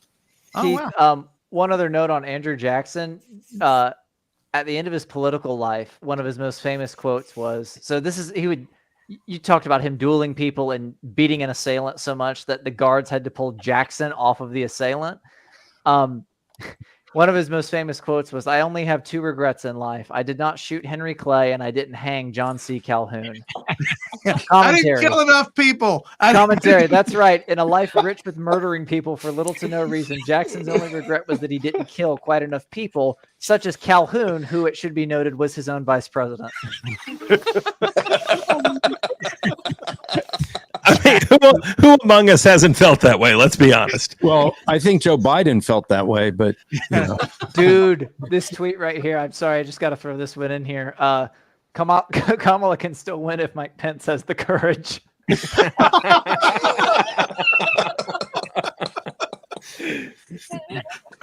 Mike Pence just needs to do the right thing. That's right. That's right. Guys, I want to ask this question because I haven't even looked. Where are we at on the numbers for the for this thing? We're supposed to be doing right election now for president, we're at Kamala Harris is at 169, according to Decision Desk HQ, and Trump is at 246. It has stayed that way for a bit. Waiting for, there's going to be more polls closing at top of the hour. For the Senate race, it is still 50 Republicans to 39. Democrats have lost 2 seats that the Republicans picked up, which does look good. They only need to pick up 1 more to be able to have control of the Senate. And in the House right now, you need a 218 for majority, and Democrats have 149 to Republicans 171. And again, 2 seats lost and 2 seats gained by the Republicans. Harris just went up to California 177. Yep. California again? is notoriously slow for House districts, especially. I think it was Kim Steele or something like that, or maybe it was Valadeo in California. Literally, we did not know until December whether or not they had won. It took that long. Now, the presidency and the Senate races were never in question. It's California. But California has a lot of Republicans. And so there are a number of Republican districts, and we did not know that until the Earth had almost transited the sun again because California does not know how to add or subtract or anything. Look, man, math is just chock full of white supremacy. You got to give them a break. I did not take that into account. Thank you very much for reminding me. Good. Matthew Easton threw this out there. He said, "Don't go to sleep. Everything will change." I'm really nervous that he's right. I hear that, but the thing is, something that never happened, I think, in 2020 was you never had your sort of blue chip mainstream media, New York Times, NBC, everyone with their predictions all over into the Trump camp. They never did that. They were always, 60-40, somewhere in the middle. Oh, could go either way. The New York Times needle is at 89% Trump right now. It would be a shocking turn of events for that to turn around. Again, 2020 chicanery was what it was. I'm not going to say it can't happen, but a lot of people, so let's do the evaluation of that. There's a lot of people in the past 3 weeks that have been saying that where typically the polls will go for the Democrats, there was a lot of discussion on the fact that the polls might have actually been going the other way and favoring Trump because they don't want to have the effect of what they had last time. So there was a lot of discussion that the polls were actually favoring Trump and going into this. So there is that. I think that, we have to take into account the fact that, there is going to be a lot of stuff that won't be able to be done that was done in 2020, right? You now have a case where when you have Republicans that are poll watchers, they're not going to be told, oh, there's a flood. You all have to leave, but the Democrats can stay back. I don't think anyone's going to be leaving anymore. So it's also going to be a little bit harder to, with the absentee ballots, as I think someone here mentioned, the fact that the overwhelming number of ballots early voting were Republican, or now that doesn't mean they voted for Trump. It just means that they were registered Republicans who voted early. So that actually might say that you could end up having the reverse overnight. Not saying that they won't suddenly find some ballots in someone's, I think who is the comedian that won the Senate? Oh, Franken. I forget his name. Al Franken. Al Franken, who I don't know if you guys remember that, but the way he won was that someone discovered ballots in the trunk of his car, and Al Franken won by 1 vote, and a judge wouldn't hear the case. That election was legitimately stolen, like actually unequivocally stolen. Yeah, I remember that. Serious question time, guys. If Kamala loses, will we be unburdened by what has been? No, we will be burdened with nonstop riots like we have yet to see. If Black Lives Matter did $2 billion of insurable damage, I predict that if Trump wins and they will be arguing that that it shouldn't be certified. They'll argue for everything they said was was an insurrection in 2020. They will be doing, and we will see, I think, riots like we haven't seen before. And so I should mention that 2 of us are wearing some wonderful hats here. Make the black and the red, make America Christian again. So just saying. And Keith, I want to also give a shout out. You asked the question earlier about can Christians vote for Democrats? I want to encourage folks, if they want an answer to that, they could go to lets.church, LETS.church, and you can ask the question right there. You will find where Keith has spoken about that. You'll see where I have spoken about that, and many other podcasts that are in that. It's a great app that both Keith and I use. I don't know if any of the others here are using it. I encourage you to do it. Yeah, pull those sleeves down, Keith. he was busted on me all week. I have to get back a little. But Let's Not Church is a great search tool that a lot of us are using to be able to find transcribed messages from our podcast. So. And Ken, the guy who's behind it, does a really great job, and he's working hard to make that a premier place where all of our stuff will be housed and not ever taken down. That's the thing, because I worry sometimes how easily I could be deplatformed from YouTube, or I've been threatened already on TikTok, because everybody knows I have a TikTok channel. Jennifer knows this. I've had several times where they have told me, if this is strike one, this is strike two, this is strike 2.5 of things that I've done. And none of it's been outrageous. It's just stuff that seems to be fine everywhere else, but TikTok seems to be a little bit more sensitive about it. And so I have to be a little bit more careful. And I just imagine eventually I'll probably lose at least one or two of the platforms just because of the things that I'm willing to say. And so I'm glad that Let's Stop Church is out there providing a backup for all of these things.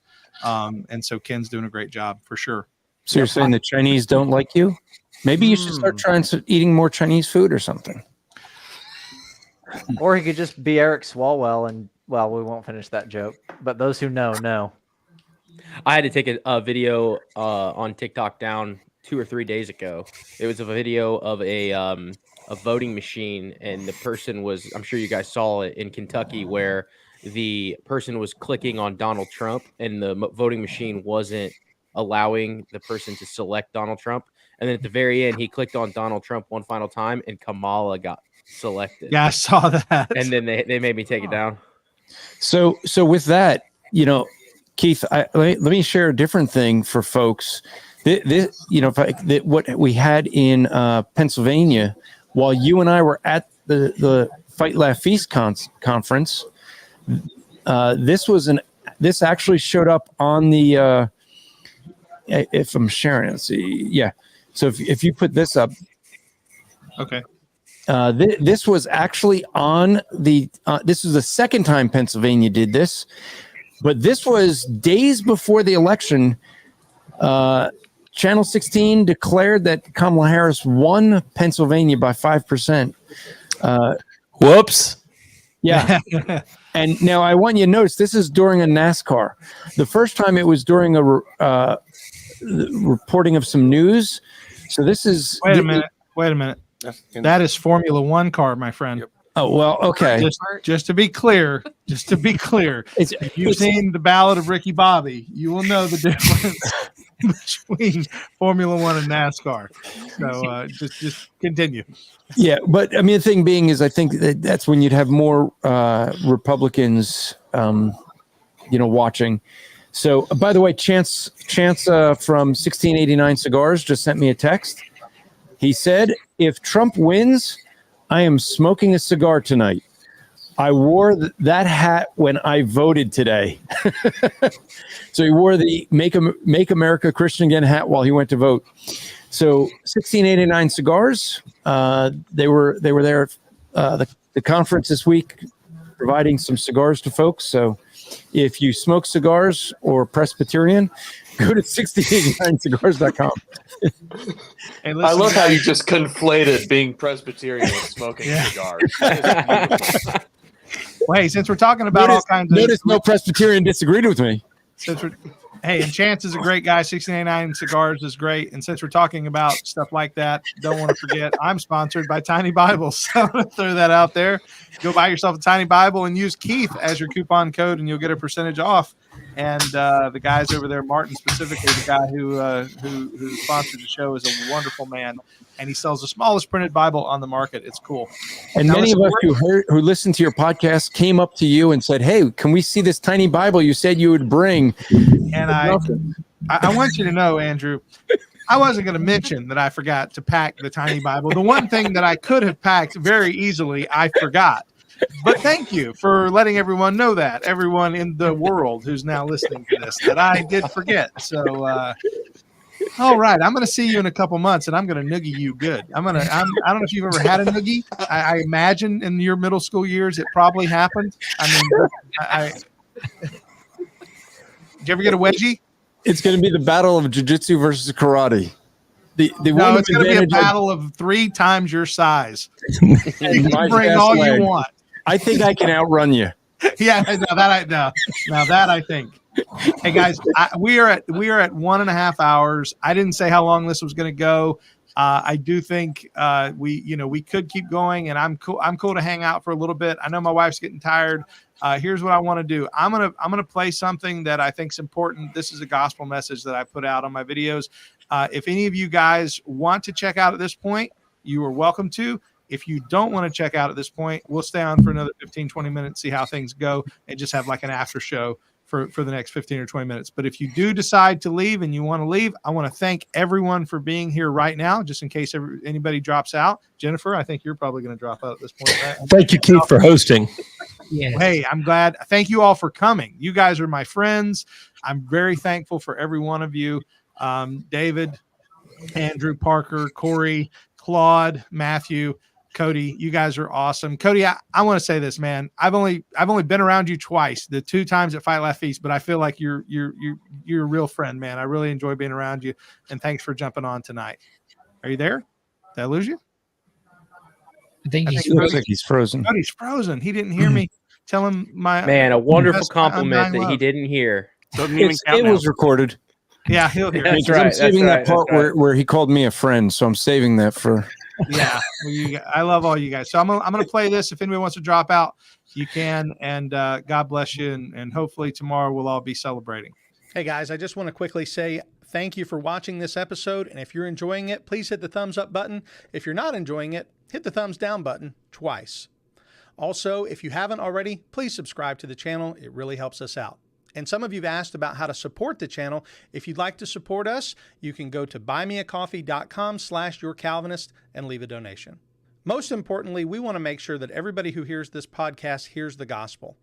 The word gospel means good news, and that good news has to be preceded by some bad news. And the bad news is this, that we are all sinners. Sin is breaking God's law, so we stand guilty before the Lord of the universe. But the good news is God sent his son into the world to pay the penalty for everyone who would believe in him. Jesus came into the world, lived a perfect life, and he died a substitutionary death for everyone who will believe.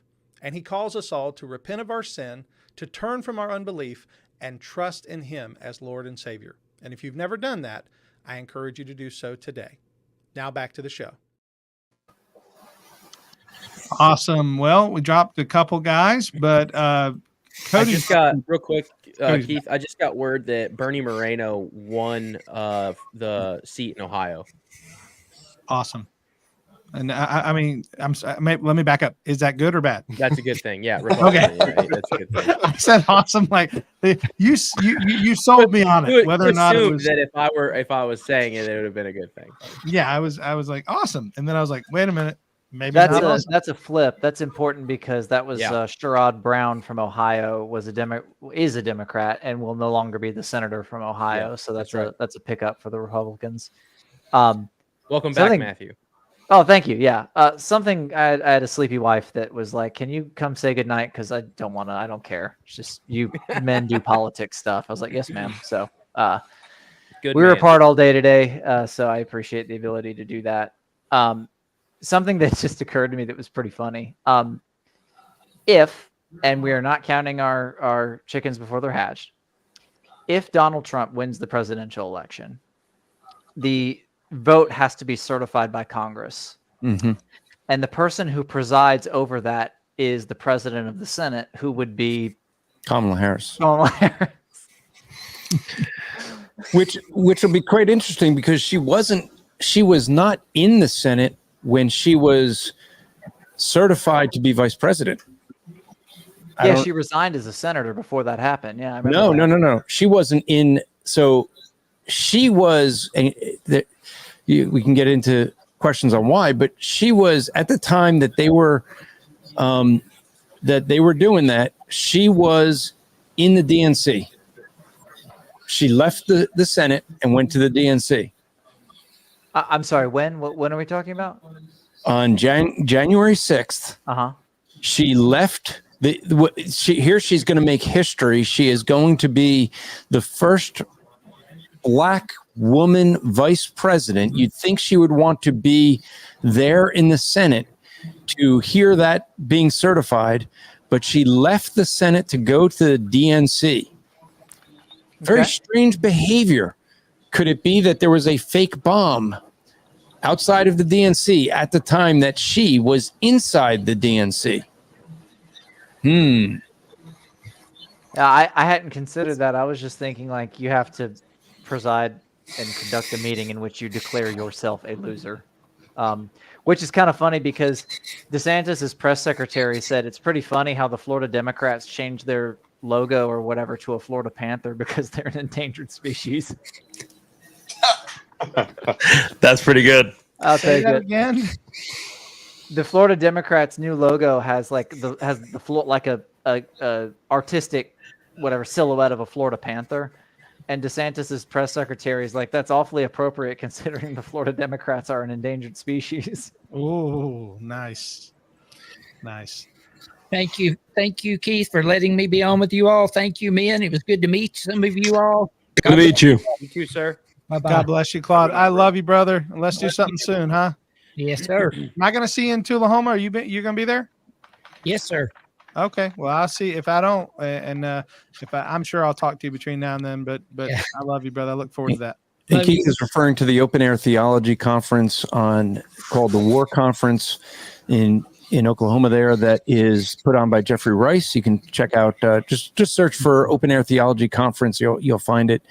This year will be on sanctification.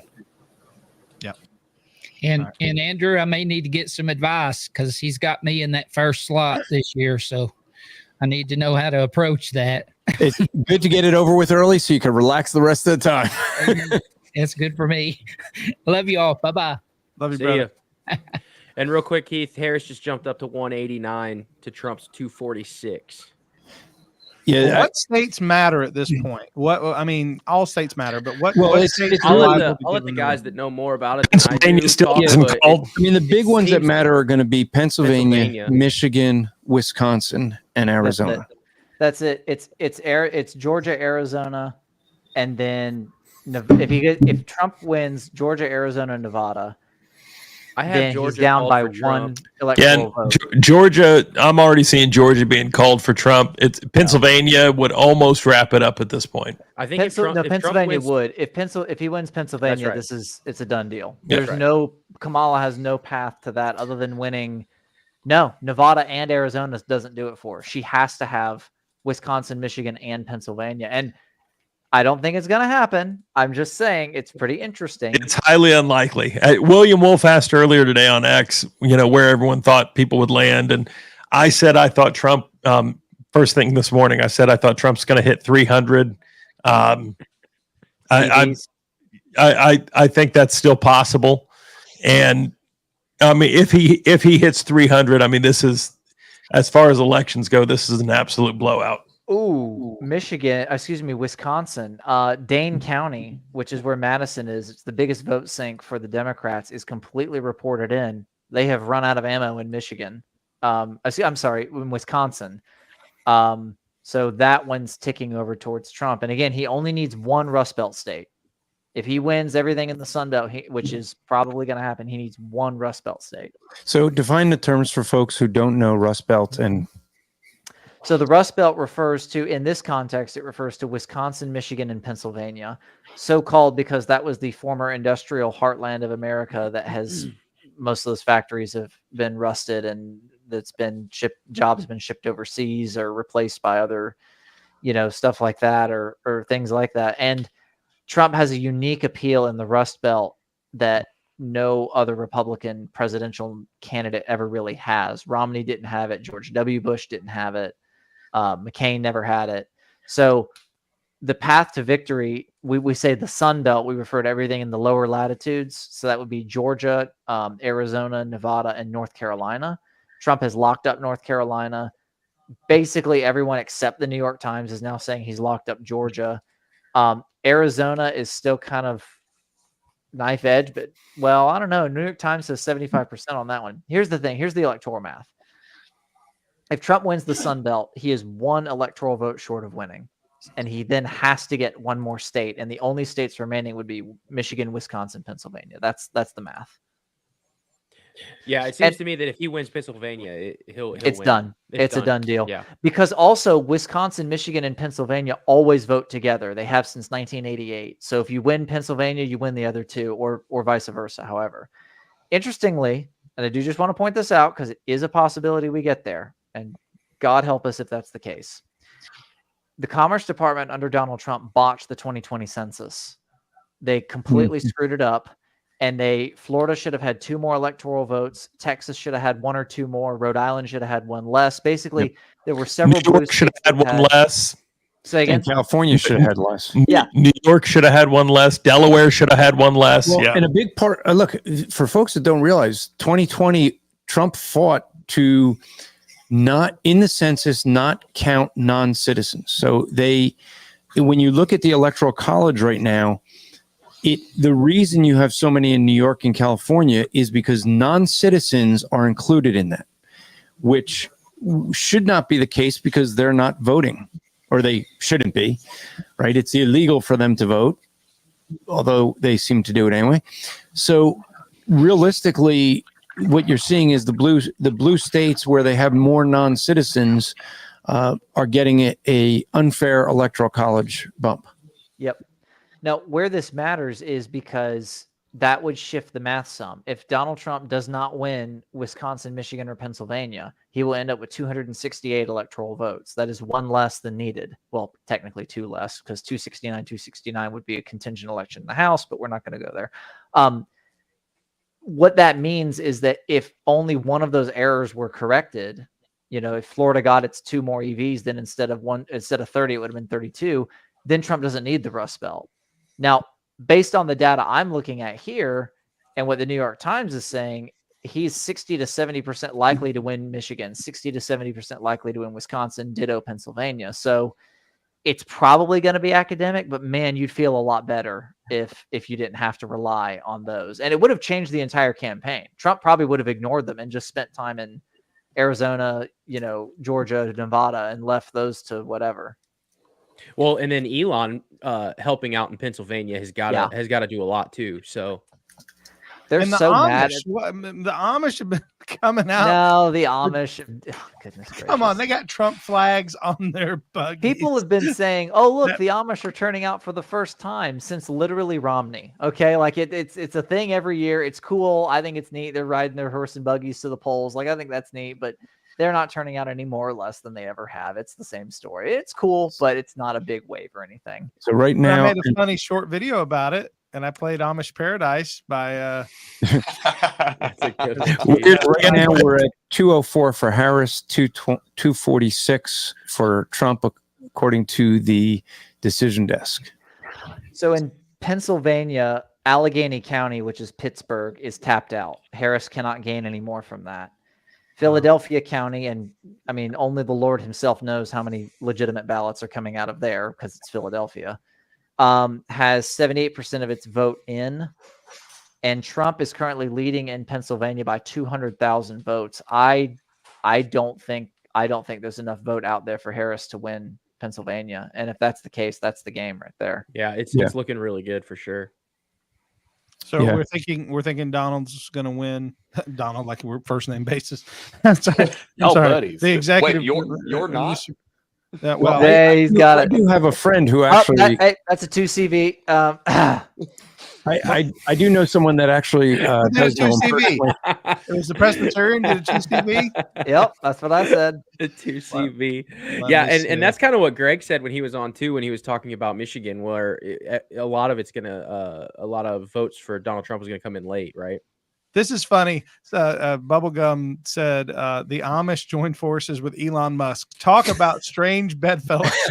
He ain't wrong. Okay, so here's some other things to think about with this is that Trump has doubled the number of, at least what they're saying, the number of black votes that he got from last time. So he has gotten where, the Democrats used to vote, or blacks used to vote for Democrats like 95+%.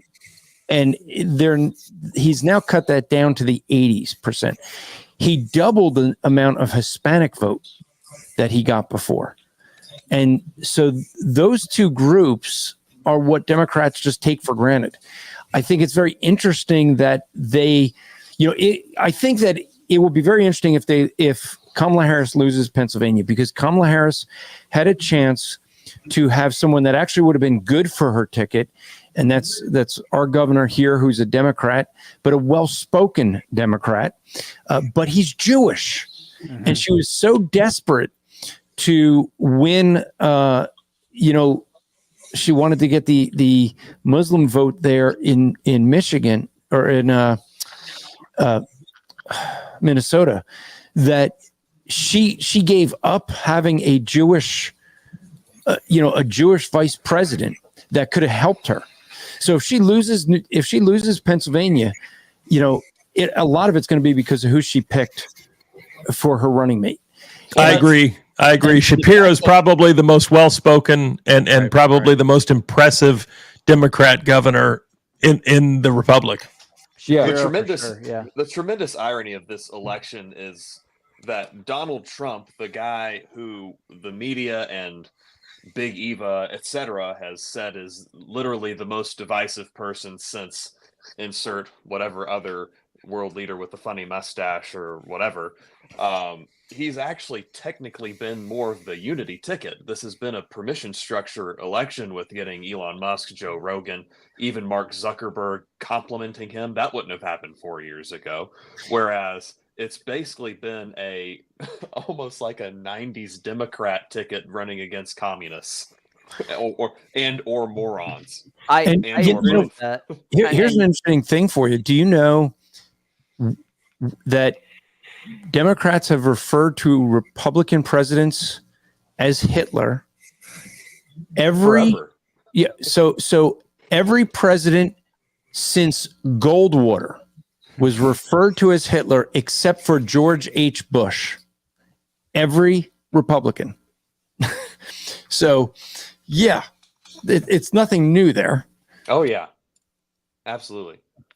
But if they end up, if they end up losing Pennsylvania, which I hope they do, a lot of it will be because her pick there, and it's really interesting. Minnesota, they're not giving the numbers there, but was quite interesting that Trump was starting to pick up a lot of the Muslim vote, and so if I think it would be wonderful if Trump wins Pennsylvania and Minnesota, where they were desperate to get that Muslim vote. If they lose the Muslim vote and the Jewish vote and the Pennsylvania vote,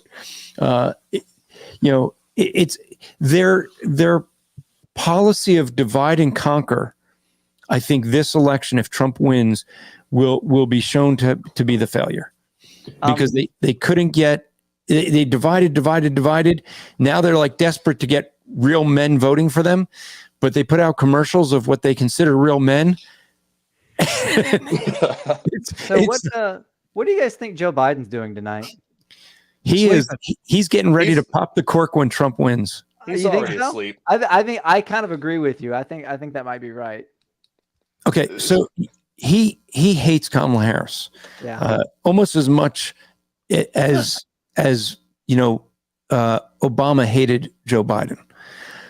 So there's a hatred there, but they kind of got stuck. Each of them got stuck with one another. If you look, Joe Biden has been doing everything he can to undermine Kamala Harris. The only time he's been actually, coherent has been when he's like undermining Kamala Harris and doing things like calling all the Trump supporters garbage, and then they're trying to mop that up and stuff. But he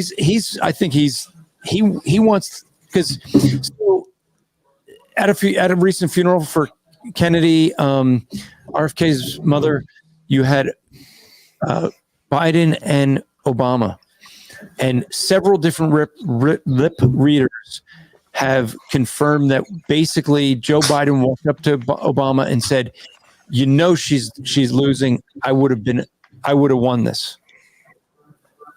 So, it seems that he's a little bit hurt. It's hard for me to believe he put that many words together in a sentence. I'm just on various left-wing subreddits right now, just like feasting upon all of the despair. It's beautiful. I'm sorry. Hey, So, I need some information. Another one. Trump's at 247. Yep. Okay, I need some information. I know that Florida defeated Amendment 4, but there were other states that were also fighting the same battle, and I've seen a few comments that made me think maybe not all have had the same success. So anybody know what? Well, other Matthew's states probably going to fighting? respond to that. I do want to jump in with some before Matthew goes, because I want to give the background for why this was the case. Okay.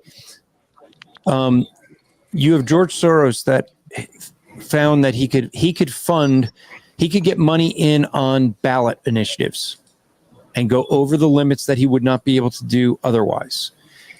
Abortion, he tried to get abortion on every state to get that to be a ballot initiative, because typically even in red states, when abortion's on the ballot, Democrats win. And so I think the reason Florida didn't go is because, well, what I think we're going to see is everywhere where there's integrity in the elections, we see a red wave. Yeah. First of all, citizen ballot initiatives are the stupidest thing ever, and no state should have them. Okay. Yes. Beyond that, the news is grim, to be honest with you. Every single state that has had an abortion rights referendum has passed it. States that have attempted to pass referendums that clarified that our Constitution does not provide a right to an abortion, those have failed. There were 8 of them on ballots tonight, and 6 of them are very likely to pass. The one that stings the most, I think, is Missouri, because the Abolitionist Rising guys and a number of others were up there really hitting it hard to try and drive that one down. But Associated Press has called that one with 53%. It'll win 53-47. Now, their simple majority, Florida, by some act of the loving God himself, is 60%. So that is what saved us, of course, on this one. Yeah, the yes vote still got 57% in Yes, Florida, they did. which is That's pretty crazy. concerning, right? So we got work to do. And if you want to know exactly why that did not pass, let me tell you something about these other states. And this is where I will get on my hobby horse for a minute. The Republican governors of these other states really did just just shove their hands in their pockets and said, well, I guess it's on the ballot now. Let's just see what the citizens decide. And there was one governor that did not, and his name was Ron DeSantis. And he said, I am not going to do this. And we're not doing this. And you could be, because I follow him and a lot of his staff on Twitter, you could be forgiven for thinking that he just wasn't the governor for the last 8 weeks, and his sole mission was taking down these 2 amendments. I mean, event after event after event, doctors in white coats, why you should vote no on 4. I mean, he even was like going after places that were airing deceptive ads and was accused of misusing the powers of the governor's office. And I'm like, I already like the man. You don't have to sell me on him, right? So, so like all this criticism and stuff like pushed the bounds of the governor's office to the limit to kill these amendments. And he succeeded. Kristi Noem in South Dakota, where the abolitionists and the pro-lifers are fighting for their life to keep this thing out of their Constitution. Kristi Noem did jack diddly and squat about this amendment. Trump's going to win that state by 30 points, and she spent all her time campaigning for Trump, and they were begging her for help to try and get some sort of events to say, don't vote, for Amendment G, which is what it is up there. And she did absolutely nothing. So it is a Missouri here at 53%. If that governor had dug his heels in and actually had some balls to fight back against this thing, you would have seen this come a lot closer and perhaps not even pass. And he didn't. And the children of Missouri are going to suffer as a result. And it pisses me off when you have guys that are given executive power and don't use it. Well, so Listen, I understand you're a Baptist and you've had champagne, but let's keep the scatological. Hey, that's in the King James. People are going to Bible. think I invited Jeff Durbin on here or Doug Excuse Wilson. me, I should have talked about pisseth against the wall. That would have been better. It does bring to mind, though, just again, kind of a pastoral question. If is there, I mean, because the Christian vote is historically low every 4 years. Christians don't do a very good job of getting out and voting. And if Christians even, and again, there's a theological debate as to, we could have on actual Christians versus just Christian in name only. But even if the people that call themselves Christians would get out and vote in any kind of real numbers, none of these races would even be close. I mean, we would trounce the Democrats in every major state, in every major vote. So it does bring up the question, if I agree with Matthew, if it's good for governors to wield some of their executive authority, is there a place for pastors to speak out at least to the moral subjects and say, look, here are, I mean, again, not saying down ticket bizarre stuff, but when it comes to moral, certainly abortion, abolition, or other large moral topics. I mean, what say you? Should pastors be speaking on more political subjects? Is that sort of a summary of what you're getting at? Correct. Yeah. Well, what do you say, Pastor? What I would say is, because I just taught a class called Biblical Worldview at my church at 9 a.m. during our Christian Ed hour, and I had to think through a bunch of things that I didn't really want to think through in the past because an election's coming up, and I don't get to shove my hands in my pockets and say, I don't know, y'all just vote how you want to, right? Like, that's not acceptable as an elder in one of Christ's churches. You can't do that. So I had to dig into this stuff, and what is the role of the state? What does Scripture say about this? How should Christians vote on Amendment 3? How should they vote on Amendment 4? Those were both tough, not for the same reason. 3 is a tough case biblically, to be honest with you. There's just not a lot of data in there about it. 4 was tough just because it's hard to even go there emotionally, I guess. But I said to them, and I said from the pulpit when I was preaching a sermon on Psalm 16, and I said, there's something about not going after making blood offerings to the other gods in the land. I said, this was 9 weeks ago. I said, I want you all to know that the opportunity for us to offer blood to the gods of our land is coming up to us on our ballot in a few weeks. And I want you to know that we have the opportunity as Christians, as citizens, to stand against this, and we should. So I don't have any issue with saying that we should stand for moral issues when people try and call them political. And I'll give you another example. Marriage did not used to be a political issue. It just wasn't. Marriage was marriage, and that was it. There wasn't really anything to it. Only since various states started doing it, and then it got turbo accelerated with Obergefell back in 2015, then the state starts coming into my sphere and telling me what I will and will not recognize as a marriage. And at that point, when I speak on it, if someone goes, hey, whoa, man, you're getting political, I'll say, excuse me, I wasn't the one that moved the boundary over here. They're the ones that brought the fight into my sphere. Mm-hmm. And so now I have to deal with this biblically. And no, Caesar, you do not get to come into this space, and you do not get to say these kinds of things. I'm perfect. I'm not a classical liberal, like, let's just all live and let live. I do think sphere sovereignty, like how Dr. Boot defines it, is a great way to think about it. And so when those spheres overlap, I'm happy to talk about it. But when they don't, then I'm happy to say this is the role of the church in this case, and this is the role of the state. I shouldn't be throwing criminals in prison, and you shouldn't be telling me what I can and can't preach. I'm comfortable with that. Which is why. Well, never mind. Go ahead. Well, I agree with everything you just said. I think the one small qualifier I would put on that is the pastor needs to preach on what would benefit his congregation the most, right? According to the word of God and all that kind of stuff, where, my church is in the buckle of the Bible Belt in the upstate of South Carolina, and it's extremely conservative, and there might be 1 or 2 people who aren't on board with conservative moral issues, right? With recognizing marriage as one man, one woman, the life issue, etc. And so it's over the world. I think it's what's happening. Is it God of just the church?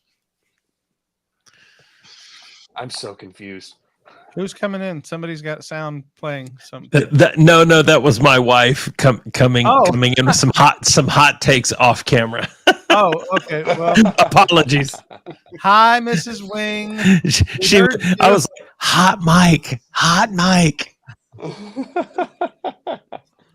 Apologies. wanted to- Mute I when just you're wanted to not. shout out Jacob Glass for representing Ohio. You know, I'm from Ohio, and all, you know, the last election that we had, all of this was happening in Ohio, and he's right. Like there seemed to be, outside of a few churches, like, you know, my church, Redemption Church, you know, we were doing the whole, you know, bring awareness and everything, but there just didn't seem to be, from the top down, you know, Republican or conservative leadership down, there didn't seem to be any help in terms of ads or anything like that to you know, vote no on, you know, codifying abortion into the Constitution. So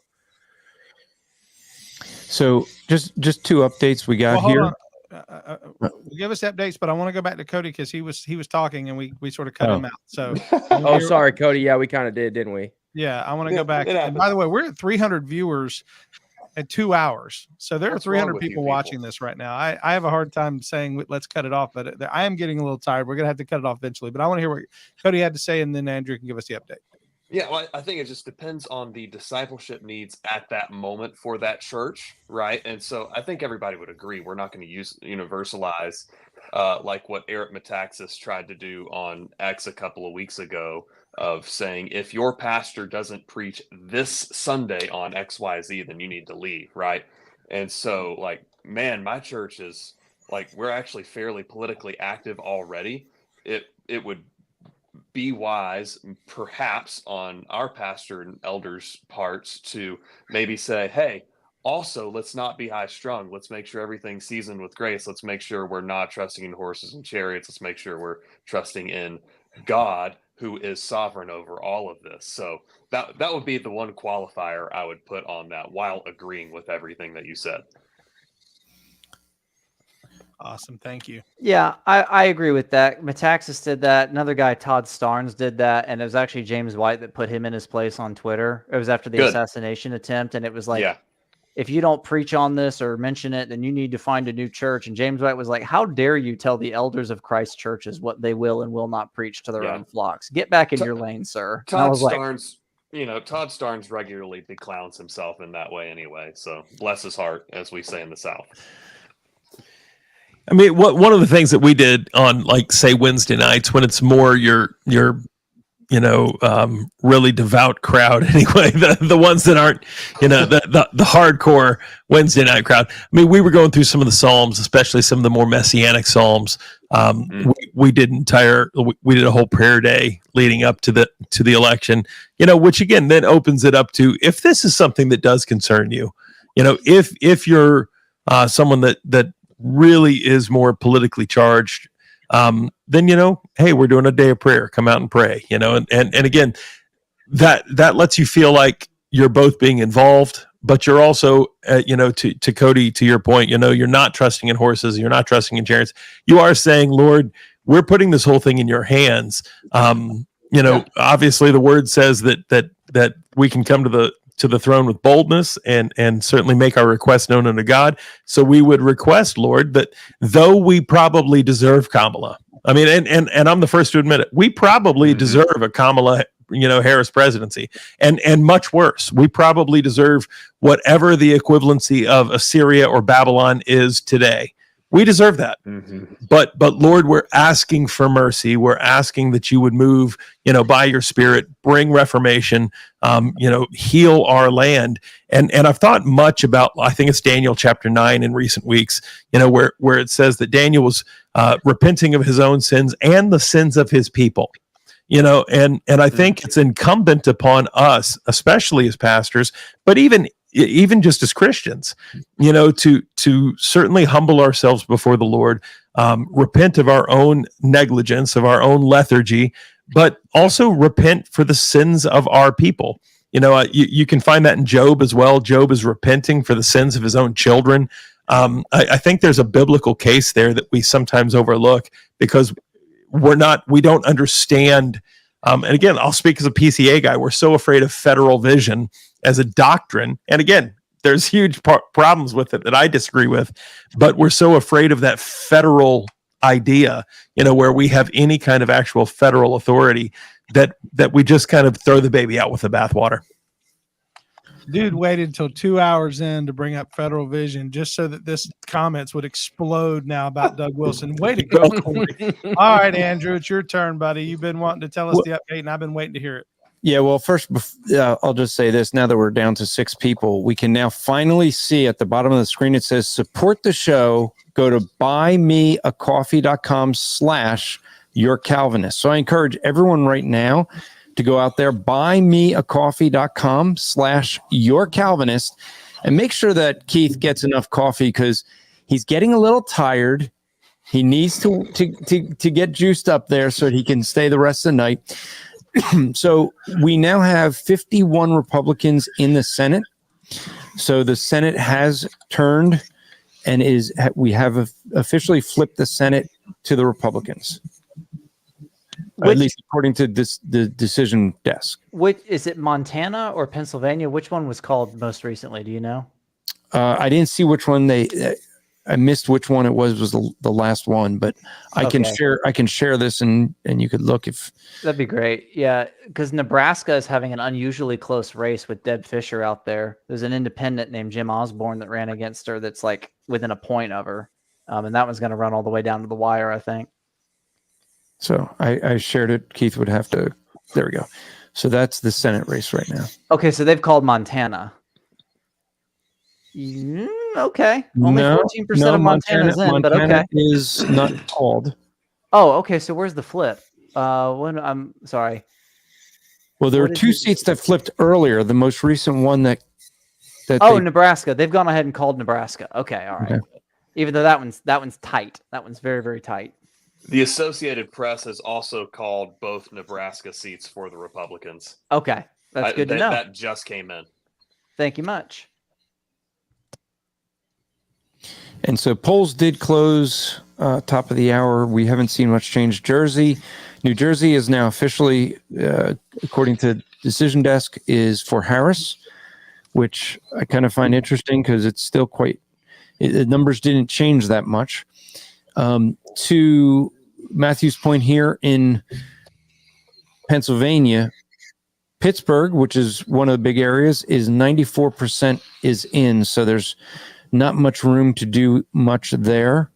Harrisburg is a big Democrat area with 67% counting, but the real one to watch is going to be here in Philadelphia. Mm-hmm. They got 80% reporting now. So it really does become a thing where there might not be enough room for them to steal. It'd be kind of hard. Swamp the vote. Yeah, I don't see him losing Pennsylvania at this point. I don't know. It's still maybe too early, but my hopes are much higher than they were before. So in terms of how the candidates are feeling about this is from the Associated Press so Kamala Harris has a watch party at Howard University, and they've turned off CNN. Oh, and just started turning on music. Oh. So they don't feel very good about this at all. Ouch, that's bad. So what's going on at Mar-a-Lago? Business. What's going on at Mar-a-Lago is Trump is probably eating a well-done steak with ketchup with a side of McDonald's. I was going to say McDonald's. I love it. I would love some McDonald's fries right now. I would too. I ate McDonald's for 6 months. So. Oh well. I do see some things happening on Twitter where people are complaining that ballot boxes are still showing up in Detroit, with from cars that have California license plate on them. I'm sure nothing untoward is going on. Yeah, no. It's probably what's unusual about that? It's going to be. They're going to see an AMC Pacer backup filled with boxes. I don't know why that makes me happy, but it would just the ballots coming in through an AMC Pacer. I want to say what Matthew said. He's leaving us tonight, and he said, "Good night, brothers. Whatever the results, God is sovereign." And I agree. Yep. My sermon Sunday, the title of my sermon was "God will still be on His throne Wednesday." Well, it is Wednesday. And God is still on his throne. It is 12:10 in the a.m. John F says, "Make America less PC USA again." I like that. Amen. Corey, I did- our PCA guy. I did see someone had a map of the U.S. I like this. I saw it on Facebook, and it was orange, and they had the legend said where Jesus reigns, and the whole U.S. was orange. Yep. Yeah. That's right. So just over my shoulder here, there's the blue. Well, I gotta orient my thumb right. So there's the blue neon. That's my logo, civically minded. But then next to that, in the other thing there is the original. It's a reprint, of course, but it's a copy of the original letter that we wrote to the PCUSA, telling them that we were leaving to form the PCA. So that came from our 50th anniversary, which was just a year ago at the General Assembly. Nice. We had when we were out doing a poll greeting on Saturday at one of the Duval County precincts here in Florida. I was working with another guy, and this lady had a cross hanging from her rearview mirror, but she pulled up to roll her window down, and we had some Abolitionist Rising stuff out there, and she was very upset. Let's just leave it at that. But she was like, "Y'all are being so judgmental, and why do you say that Christians can't support abortion? I know plenty of Christians that do." And my friend said, "No, you don't." Then That's right. so she drove off, and I don't know. I just looked over at him. I said, "PCUSA, ELCA, or UMC? What do you think?" And we rock paper scissors for it, and eventually we decided ELCA. Yeah. Well, guys, we are at 315 people, but unfortunately, we do have to wrap up at a certain point. And I, like many of you, do have to get to bed eventually. And working on. Well, I am getting up in 3 hours. Well, thank you for staying this late, gentlemen. I want to give each one of you an opportunity to close us out with any final words you have to say. Unfortunately, we do have to bring it to a close. So I'll let you start, Andrew, and we'll go around the room. We'll go Andrew to Parker to Corey to Cody, and then Matthew, and then Richard and I will say a final word. I'm glad you were going to include Richard there. Well, I mean, we just feel bad for a while. Hey, it's fine. I've actually learned a lot by just sitting here with you guys. So I've been happy just soaking it all in, and so I've just enjoyed being here. So it's cool. I'm just ornamentation. I'm the bodyguard, as I was told earlier. So we used to call you the eye candy. So I guess You throw a mean baseball in his theme song, so there you go. Hey, we are working on the denominations play softball. yes, That's we're going to be gonna- great. Yeah. Hey, well, I know Greg's not here, but he would be happy to know his state, Michigan, is now leaning Trump. So we'll hope that. So that went from leaning Harris to leaning Trump. So that's some good news. I'm starting to think Corey's right on his prediction of 300 or more. Yeah, I'd So, like to. Parker, are you willing to give Corey a cigar if he's right? Sure, I'll buy him a cigar. 1689cigars.com. All right. So, Keith, I do appreciate you having all of us on. This was a lot of fun. I would argue, as I said online, that this was probably the funniest election news anywhere on the internet. I think we achieved that. Informative, educational, and a lot of fun. So I'm glad to be here. I was glad to be invited. If anyone wants to check out anything, the stuff I'm doing, just go to strivingfortraining.org or the christianpodcastcommunity.org. Thank you. Thank you, brother. Thank you for coming on. Parker? Yeah, I want to thank you for having me as well. I met a lot of you at Fight Laugh Feast, and it's been a blessing to know you guys. And I think it was Matthew who said that, God is sovereign. And I just wanted to leave us with that as well. Just kind of remind us that, whether it's Trump or Kamala, it was in God's plan, and he elects those into power. And Christians you shouldn't fret or worry or whatever, because ultimately God's in control. And if you guys out there listening are interested in movies and theology, you should check us out on YouTube, the Watch Well podcast, and you can follow me on X at Real Parker Brown. Thanks again. I don't want to be the one jerk that doesn't say thank you, and then you guys will all say the Presbyterian's a jerk. That'll work into a Keith Foskey video. I'm sure. Superior theology does not require a thank you. That's right. We can go from superior theology to garage theology with Steve Cruz over at the Regular Man podcast. So thank you for having me on. Again, if you like this type of thing, I do a lot of politics on my channel, but a lot of just practical theology from a pastoral slant. So you can find me at civically-minded.com. YouTube channel is also Civically Minded, X, Instagram, all branded Civically Minded. So if you're interested in these topics, that's where you can find me.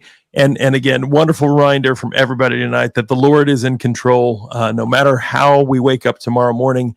And boy, did you guys give me a wonderful, wonderful few days there in Fort Worth. Thank you for your friendship and for the encouragement and just the brotherhood of guys that understand what this weird world that we all live in is like. He's even sovereign over the cheating. Yep. Cody? Again, Keith, thank you. And thank you for ruining my Facebook post that I made earlier saying, hey, most election coverage is a waste of time. Don't watch it. And here I am contributing to it. Awesome. So where you should be, brother. Yeah. Go buy stuff for your guitar at westminstereffects.com. Subscribe to the Westminster Effects Doxology podcast on Apple, Spotify, YouTube, etc. And Jesus is indeed on the throne. Amen. Amen. Matthew? I got to be honest. I invested so much,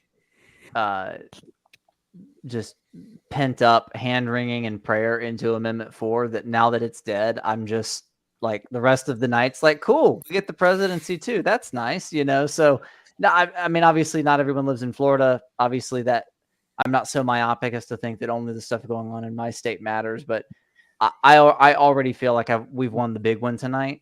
At least where I'm at and for what my value system counts. But I do pray that God would show mercy on the country in who wins in all these other different offices. That is the White House, but it is also the Congress. It is also even down to our state legislative races. I've got this big list on the second monitor that I'm looking at. So I'm exhausted. My day started at 6:30 and I was on my feet for 13 hours with a bullhorn. So I think I'm going to go to sleep too. And we'll wake up and see who the president is. Amen. Richard, any final thoughts? Well, I appreciate you giving me the invite, and I've enjoyed coming out here. I didn't add much, but hey, I'm at the low end of the totem pole with this group, so that's cool. But yeah, I appreciate the invite, and I echo what everybody else said. You know, God's sovereign, God's still on the throne, and I'm with Matthew. I'm very glad 4 was knocked down today because killing babies ain't good. So anyhow, appreciate the invite, and maybe I'll see some of these guys in Tullahoma if I can make it out there with you later on this next year. So anyway, you got it. Awesome. Well, again, thank all of you guys for being on. And I want to thank you viewers who've been out there, man, 300, still almost 300 people watching right now. And that's just such an awesome thing to have you guys join us at midnight to be able to do this show. I do want to throw out one small plug for something that I'm doing. I am very close to 30,000 subscribers on YouTube, and I have said I want to hit that number by Thanksgiving. So if you are not subscribed to Your Calvinist Podcast, you can do me a huge favor by going ahead and hit that subscribe button. And it's going to just help me make a great Thanksgiving to say, hey, thankful for what little time we've been doing this show to be able to hit that number. So go hit the subscribe button if you haven't. Also, if you like this episode, hit the thumbs up button. And if you didn't, hit the thumbs down button twice. Thank you for watching Church Soup, and we will see you on the next show. God bless.